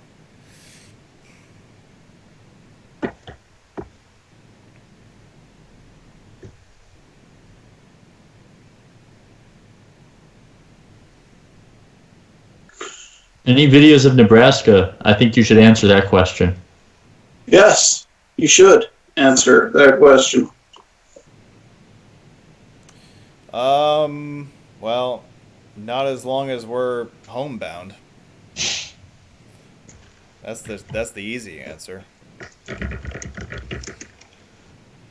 The thing is, obviously the news came down, I think it was earlier today, right? That the Outer Banks meet penciled in for April 25th is not going to happen this year. Yep. So we have a lot of events that are really in limbo at this point. And I will be honest with you guys, I have started drafting an itinerary for a trip in early July. But obviously I'm not going to go ahead and book anything at this point with things being as up in the air and uncertain as they are. So, pretty much, I think for most people, the vacation plans that we had, or trips we had planned, they're either getting canceled or postponed or put in the back burner until things are, till we have a clearer picture of what's going on. Like, I was supposed to go to Oregon next weekend and drive back to New York. That I have no idea when that's going to happen now. I have a trip to Nova Scotia planned. That probably wound up being next June. So, we're, unfortunately, way too many things are in limbo. Right. Yeah, and it sounds, at least the way that things are trending right now, it sounds like everything is just going to be pushed back a year. Yeah. Except for the NFL season. Yeah. Maybe I'll get to sneak out and do something over the fall or late summer, but, we'll see. Right. I was supposed to go to Alaska, too, and, we'll see what happens with that. When was that supposed to happen? Latter half of August. But it was going to be the Alaskan cruise. Oh, okay. Yeah. I won't be taking a cruise yet. Although, we'll see what happens in 5 months. Yeah.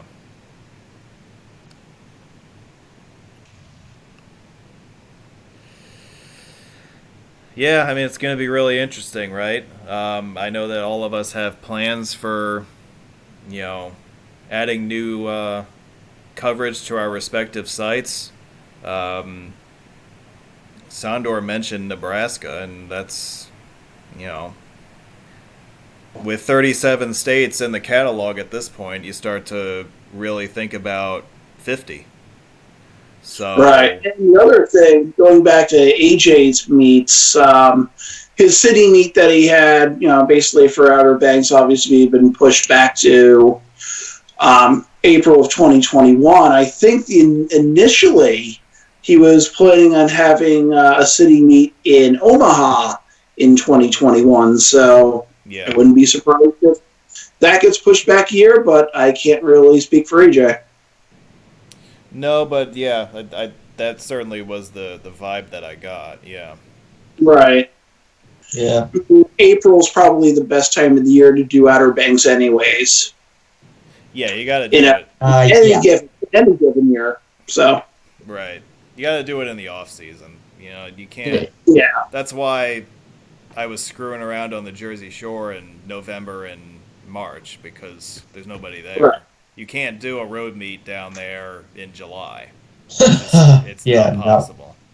I know AJ was in here before. I'm wondering if he's there right now. You probably scared him off. I also want to know who gave us a thumbs down. You got 18 thumbs up and 1 thumbs down. We really need to know here. Ooh. There we go. Yeah, let's get that like count up. Click Yep. on that like. Yay! 21 now. Excellent. We've got almost 50 people watching. Let's click that like button. Yes. You love listening to us blabber on for hours about roads, don't you? There's a thumbs Is there down. a- Get out of here. Woo! Thank you. That's a good question. Is there an Omaha, New Zealand? I would think that if anyone would know, it would be David. Yeah. Yeah, I if believe anyone there is else, now. so yeah. It is 74.7 kilometers north of Auckland. Omaha. Omaha. So on the it's towards the top of the North Island. All right. Hey, I learned something. I didn't think we'd be learning that tonight, but I'll take it. Yeah.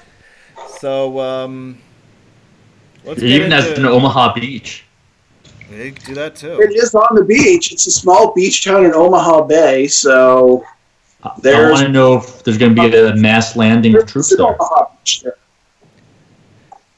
Let's get into some 215 footage here. This is I-215 heading westbound in the direction of McCarran Airport and I-15. You'll notice there's an erroneous County Route 215 still hanging out on the right.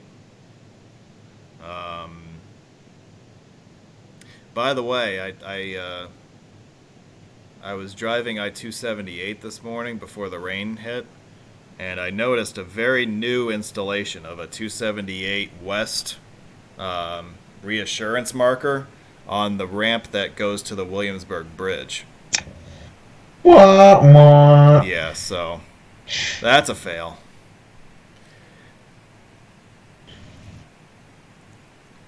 And I'm like, yep, that's going to get called in before too long, I think.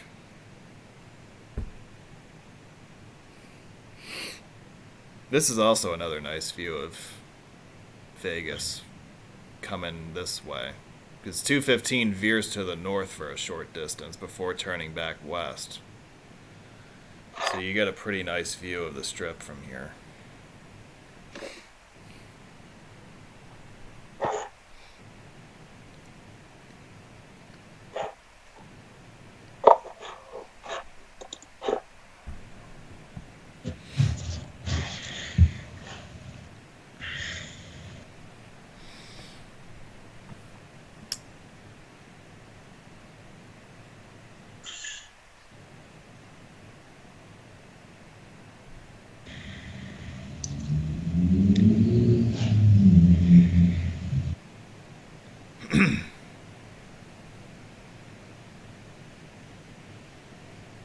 The Williamsburg Bridge was supposed to be I-78, wasn't it? Yes, it was. Yeah. Hell, the Williamsburg Bridge was supposed to be blown up 30 years ago. And it was supposed to be replaced with some gold paneled thing. Yeah. If I remember seeing the artist depictions correctly. It would have looked like an office building across the East River. Yeah, I remember seeing those renderings. There's some pretty wild... They had some ideas for how they were going to replace that bridge. Right. Yep. And I gotta think that had they routed I-78 out that way, that they would have had to replace the bridge anyway. Right. Because that bridge was not going to work for interstate traffic. Yeah, no.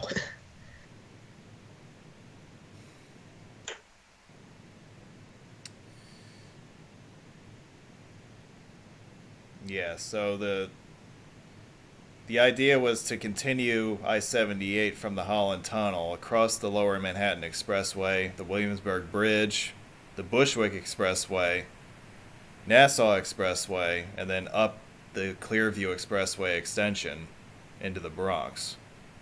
The Manhattan Bridge was going to be connected to the Lower Manhattan Expressway via a short spur, which may have been 478, but 478 was applied to multiple different concepts around the same time. So it's not clear if that number would have stuck. The most prominent 478 idea was Westway. Yep. That was designated for a while. Yes, it was. Yeah. And it lives on with the Battery Tunnel, but the whole West Side Highway there would have been 478 had they gone ahead with that. Yes, I-78 is technically in the Holland Tunnel, but it doesn't connect to anything on the New York side, so you couldn't get 478 to it even with Westway. It is in the Holland Tunnel. It is signed. It does not die at the state line. No, it doesn't. It dies. It actually dies as it comes off the straightaway on the east end. So all of those numbered exits in the St. John, I think it's St. John's or St. Peter's Rotary. Yes. St. John's. Yeah. They're not part of 78. They're actually City Street. Okay. So Ian, no, that circle is not 78. I can confirm that. And that those ramps would have basically just been an offshoot of what would have been a main line that would have turned into an elevated highway, right? You'd have to look back because that circle was put in well after the Holland Tunnel was constructed. It originally just shot straight out, right where it now bends into the Rotary. So that what they would have done with it, whether it was elevated or depressed, you've seen different things. There's no way to know. There are a lot of different concepts. Nothing was ever definitively established. Yeah. So I mentioned that a lot of the 215 corridor is in progress, and here's an example of that in the north end of the project. We have brand new interchanges that we're passing through that were recently opened. We're going to go through a couple of new interchanges in this video that have yet to be opened, but may very well be opened by this point. You can basically see what they're doing here. They're taking the center of this freeway alignment and fully building out a 6-lane corridor with plenty of room for expansion on the left. And again, you have an interchange here, roughly one every mile, which is pretty standard for the length of this beltway. I'm not sure that's the smartest idea from a traffic control standpoint, but that's what they decided to do. Because the thing that I immediately think about is 20 years from now when this is the middle of holy cow suburbia and you've got traffic entering and exiting and weaving and all that other stuff, what problems that's going to cause. But Right. well, we'll deal with that when we get there, I guess. See, the main line continues off to the left, but the existing 215 follows what's going to be the off ramp, which is kind of interesting. So we get to continue straight past this at-grade intersection, and we're going to merge back onto the freeway alignment at the other end of the interchange.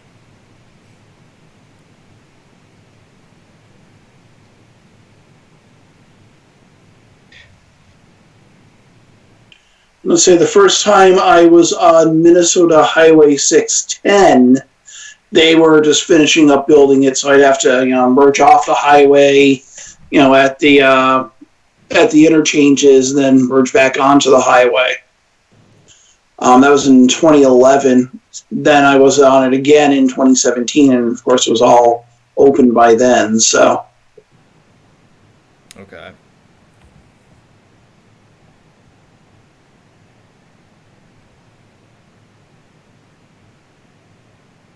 Yeah, so you can see that they're basically starting to wrap up the construction of this phase.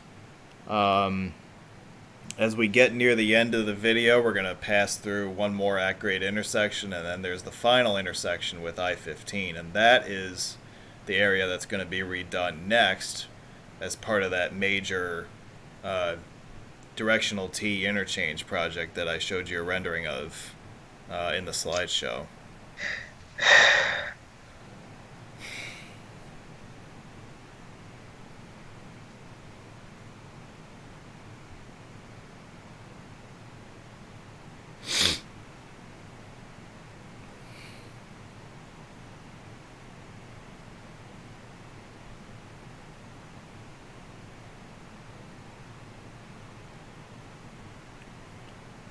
How many DDIs are there in Nevada?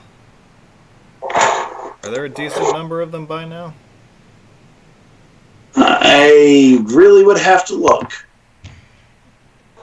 I mean, I'm not an expert in DDIs by any stretch, but I don't think they have as many as Utah has, at least, but yeah, it seems like Utah's building them all over the place now. Utah loves them. Yeah. Utah builds false idols to them.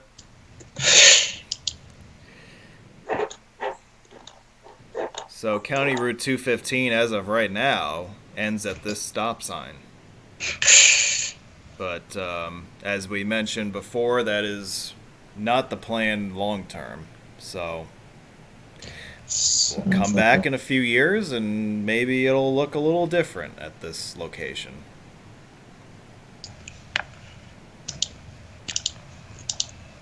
By the way, for all you NASCAR fans in attendance, Las Vegas Motor Speedway is about a mile straight ahead up this road.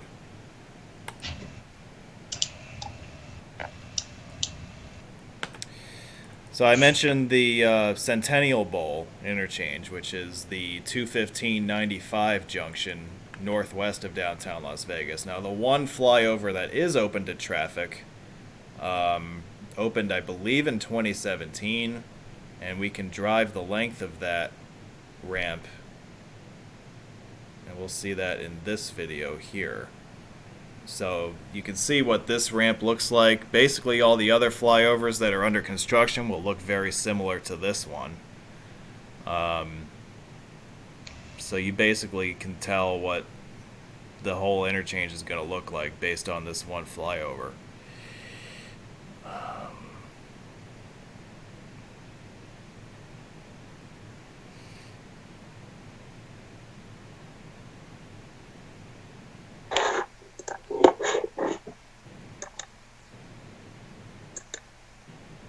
Yeah, this particular ramp is a 2-lane ramp. I don't know that all of the flyovers will be 2 lanes wide. But, again, at least this one will be.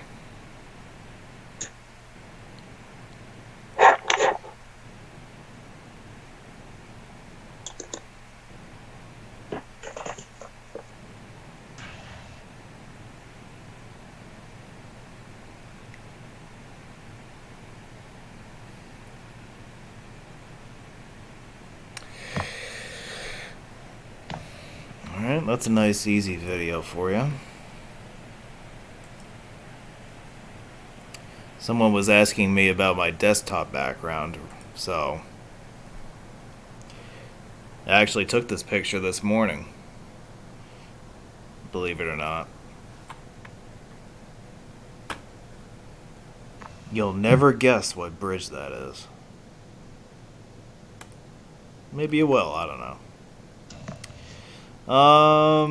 Where are we here? Okay. Summerlin Parkway. Again, notice that there are no state highway shields. The designation of Highway 613 is, as of right now, an internal thing, which may become an external thing at some point. But we'll have to wait and see when the next generation of signs comes out. It splits away from US 95 a few miles west of the I-15 interchange, and it runs for a few miles west of that to the 215.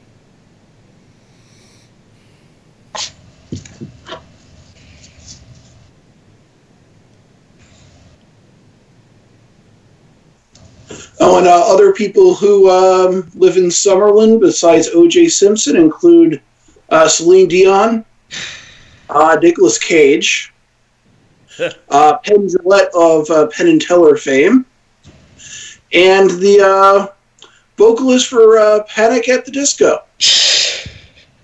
Okay, then. Summerlin's a happening place, isn't it? Yeah, it's got a lot of, prominent, wealthy, rich, or famous people. That's funny. I didn't know that our good friend OJ lived there. Well, I just came across it while I'm like, oh, like, what's in Summerlin? I'm like, oh, OJ's there. Oh, Summerlin was named after the grandmother of the billionaire land developer Howard Hughes, who was also, the film director, engineer, investor, pilot, philanthropist. I think he also invented the bra. Really? I remember let me see.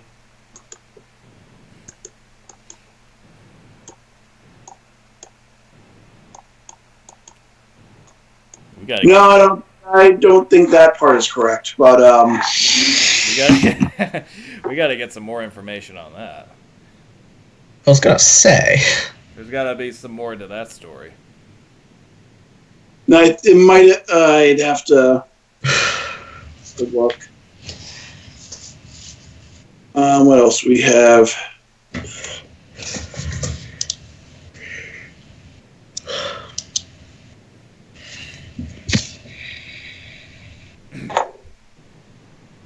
Yeah, Summerlin, as I recall, was conceived as a planned community. Yes. Yeah, so it was its completely own thing, and it eventually ended up, becoming It is a part of the master planned community. Yeah.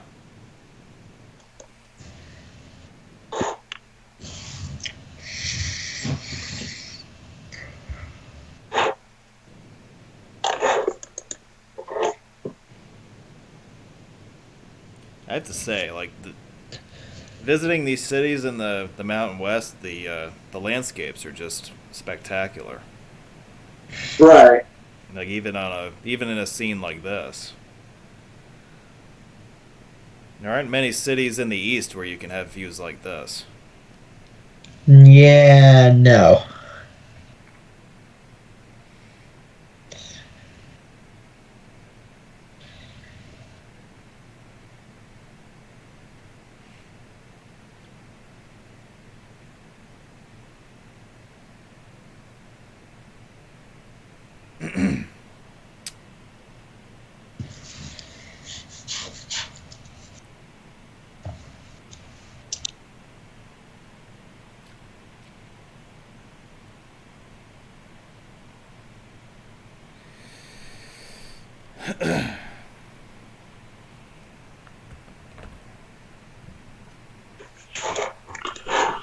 Oh, what else do I have to say about Summerlin? What else do you have to say about Vegas in general? Okay. Well, here's a question for you, Dan. I take it you did drive up and down the Strip. I did, yeah. What were your thoughts on it? Like, basically, was it like if you would? So I remember when I had drove on it.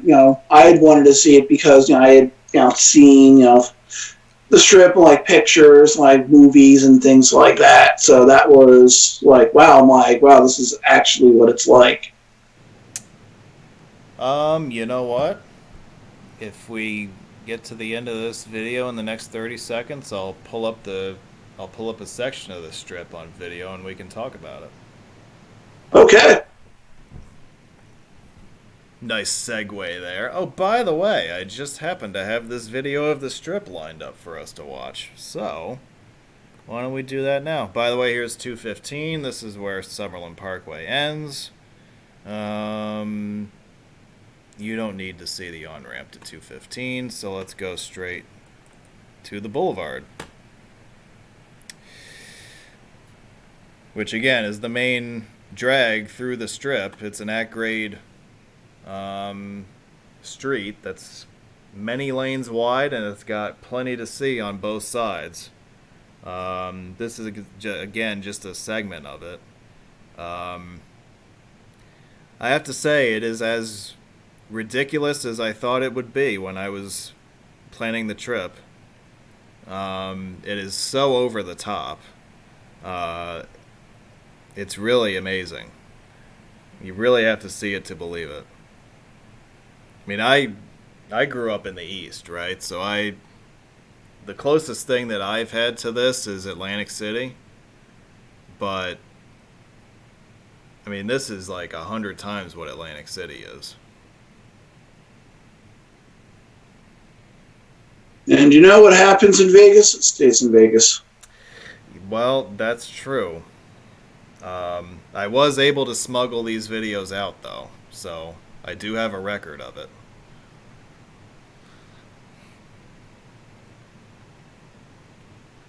Oh, it's not, yeah, like, you can't compare the Vegas Strip to anything else. It is its own thing that is way above everything else. There's nothing that compares to it. Not Atlantic City, not Times Square, nothing. Times Square, I mean, you could basically take that and add 50 blocks to it, and you still don't approach what Vegas is.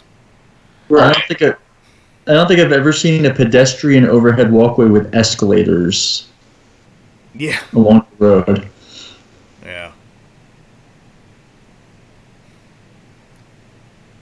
Yeah, this is something. And you know what? It's really weird watching this video right now because the Strip, as we speak, is shut down.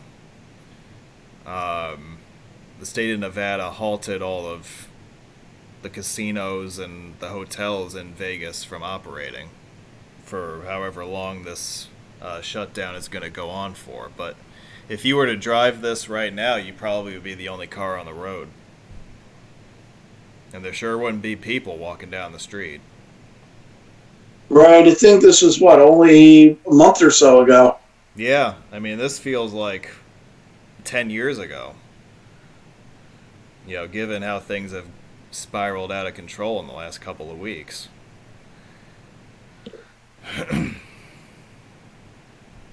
And this was US 91 formerly, right? Right. Yeah.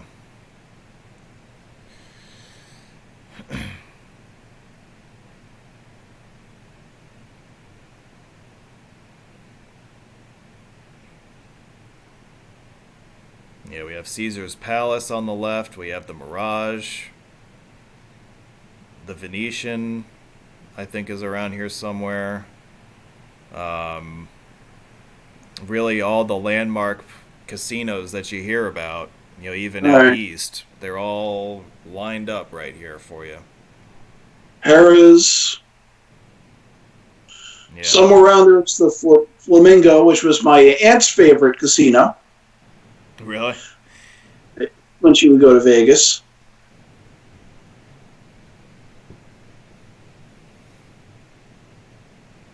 Yeah, and as you'll see as we continue northward, they are still building stuff.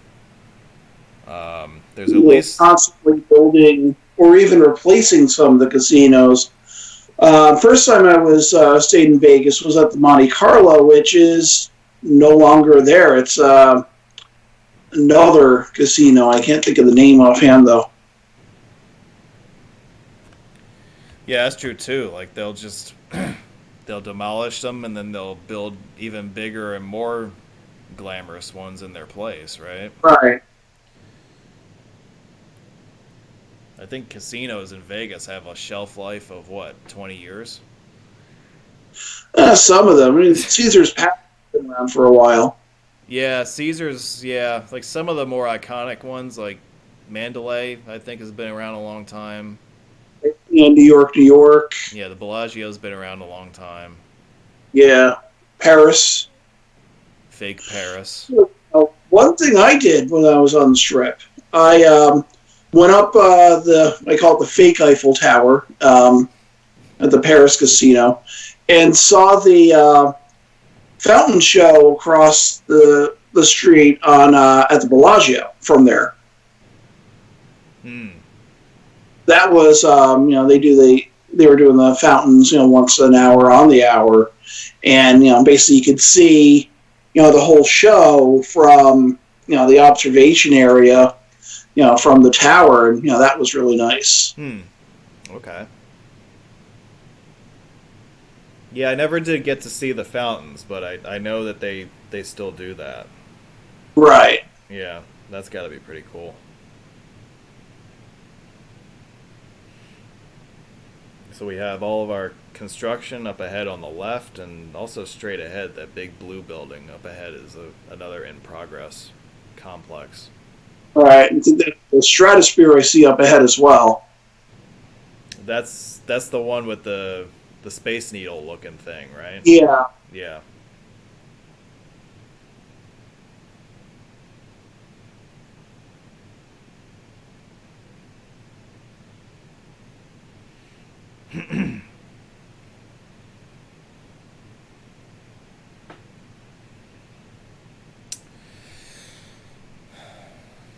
And when I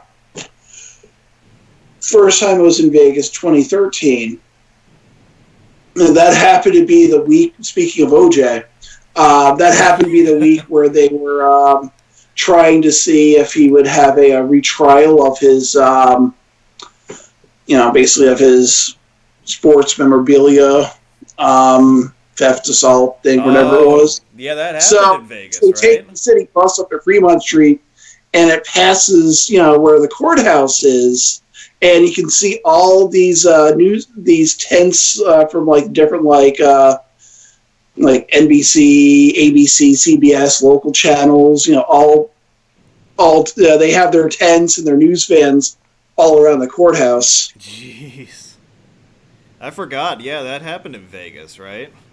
Yeah. Wow. See that?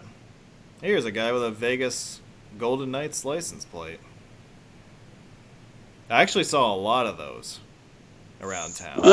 It's a Vegas-born team, so yeah. It's going to be interesting to see how the team matures in this market.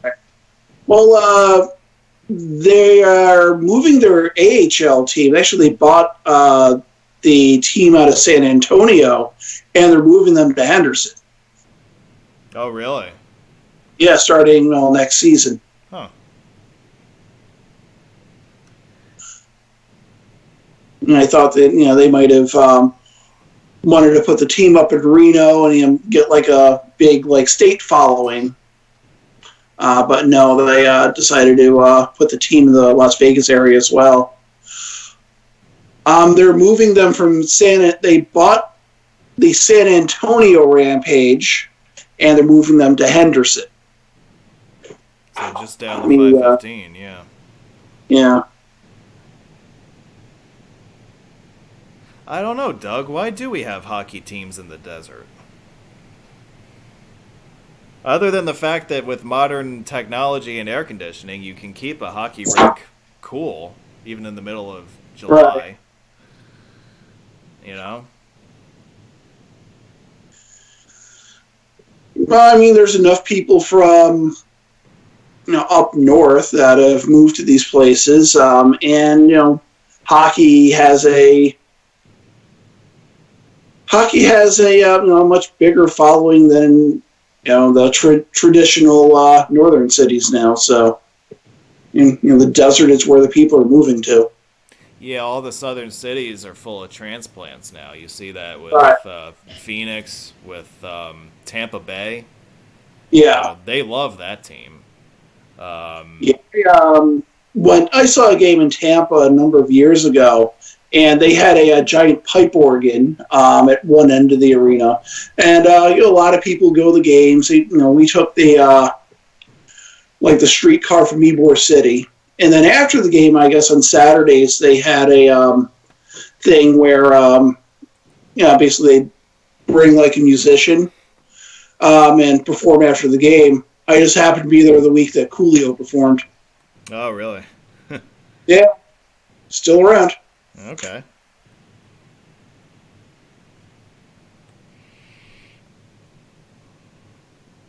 Alright, so this is going to be the last video that I've got lined up for you guys. It'll be the McCarran connector, and I mentioned that this is a short freeway connecting the 215 with the terminals via a tunnel beneath a couple of the airport runways. So you'll get to see that in this video.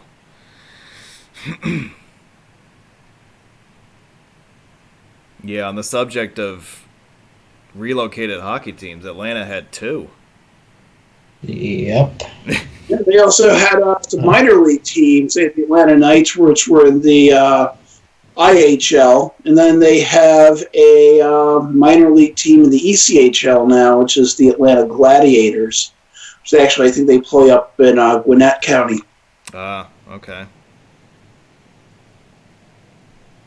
But I own 2 Atlanta Thrashers jerseys, which for an Islanders fan, my only information is those jerseys were in clearance. You own all of the Atlanta Thrashers memorabilia in existence. Pretty much.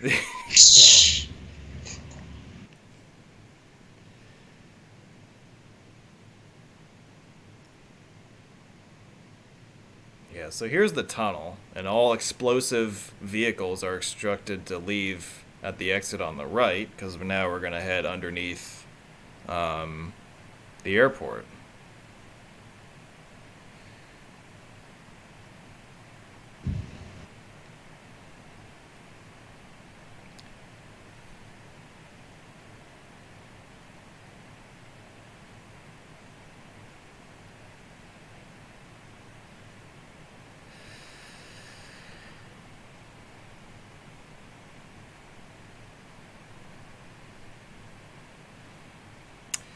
Alright, and we emerge, and now we have all sorts of choices here for depending on which terminal you want to go to and whether you want to continue straight ahead towards Tropicana.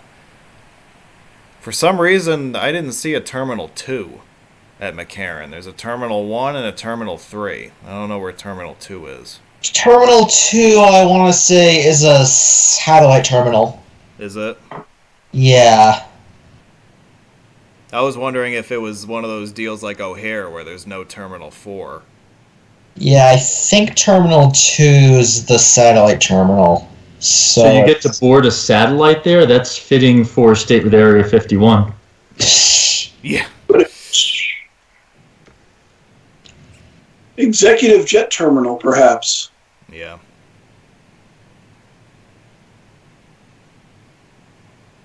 I don't know who this Scott Onson character is. You sure you trust him?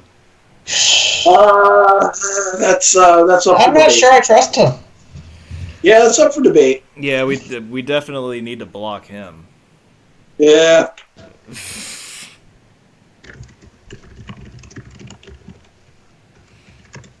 Yeah, so at this point, the unsigned state highway number ends. And what continues beyond here is a local street. I have an answer for Terminal 2. McCarran had Terminals 1 and 2 for the first 50 years of its existence, and when Terminal 3 was completed, they demolished Terminal 2. Oh, okay. Oh, really? So right now there just is no Terminal 2. And LJ the Fro notes that. Well, I think the same thing happened at O'Hare, right? Like Terminal 4 was an old designation for a terminal that no longer exists. JFK, you have an interesting case where they just keep consolidating and removing terminals. So I think 2 is gone, 5 is gone, but it might have come back. 9, I know, 3 is gone.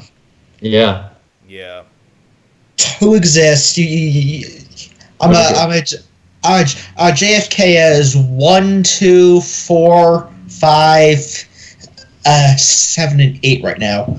And I think 2 is on its way out also. Yeah, 2's on its way out. 7's on its way out. So yeah. Yeah.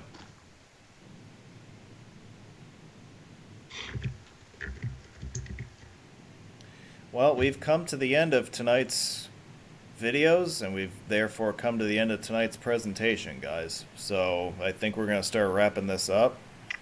But if anybody's got any last-minute things they want us to address, I guess we can take a couple minutes to do that. Otherwise, we're going to close up shop for the night. We really appreciate all you guys tuning in and looking at my beautiful desktop background picture. So,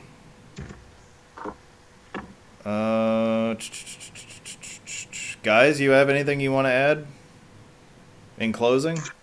No, just thank you for having us aboard. Yeah, same. I'm very happy Eat my shorts. I'm very happy that we made it over 2 hours without having a epic disaster on a live stream. Right. So we did very well. Yes. I think we finally figured it out, guys.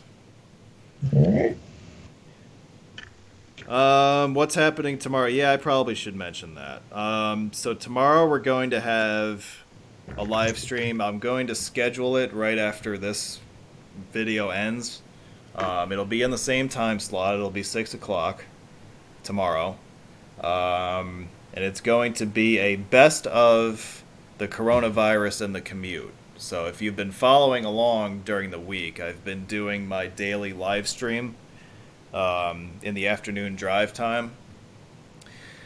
And this past week, with the essential personnel restrictions in the city, traffic has obviously been far lighter than it's ever been, as you can see based on this picture here on my desktop. So that gave me a chance to show you guys a lot of what Manhattan looks like post non-essential personnel ban. So we're going to go through.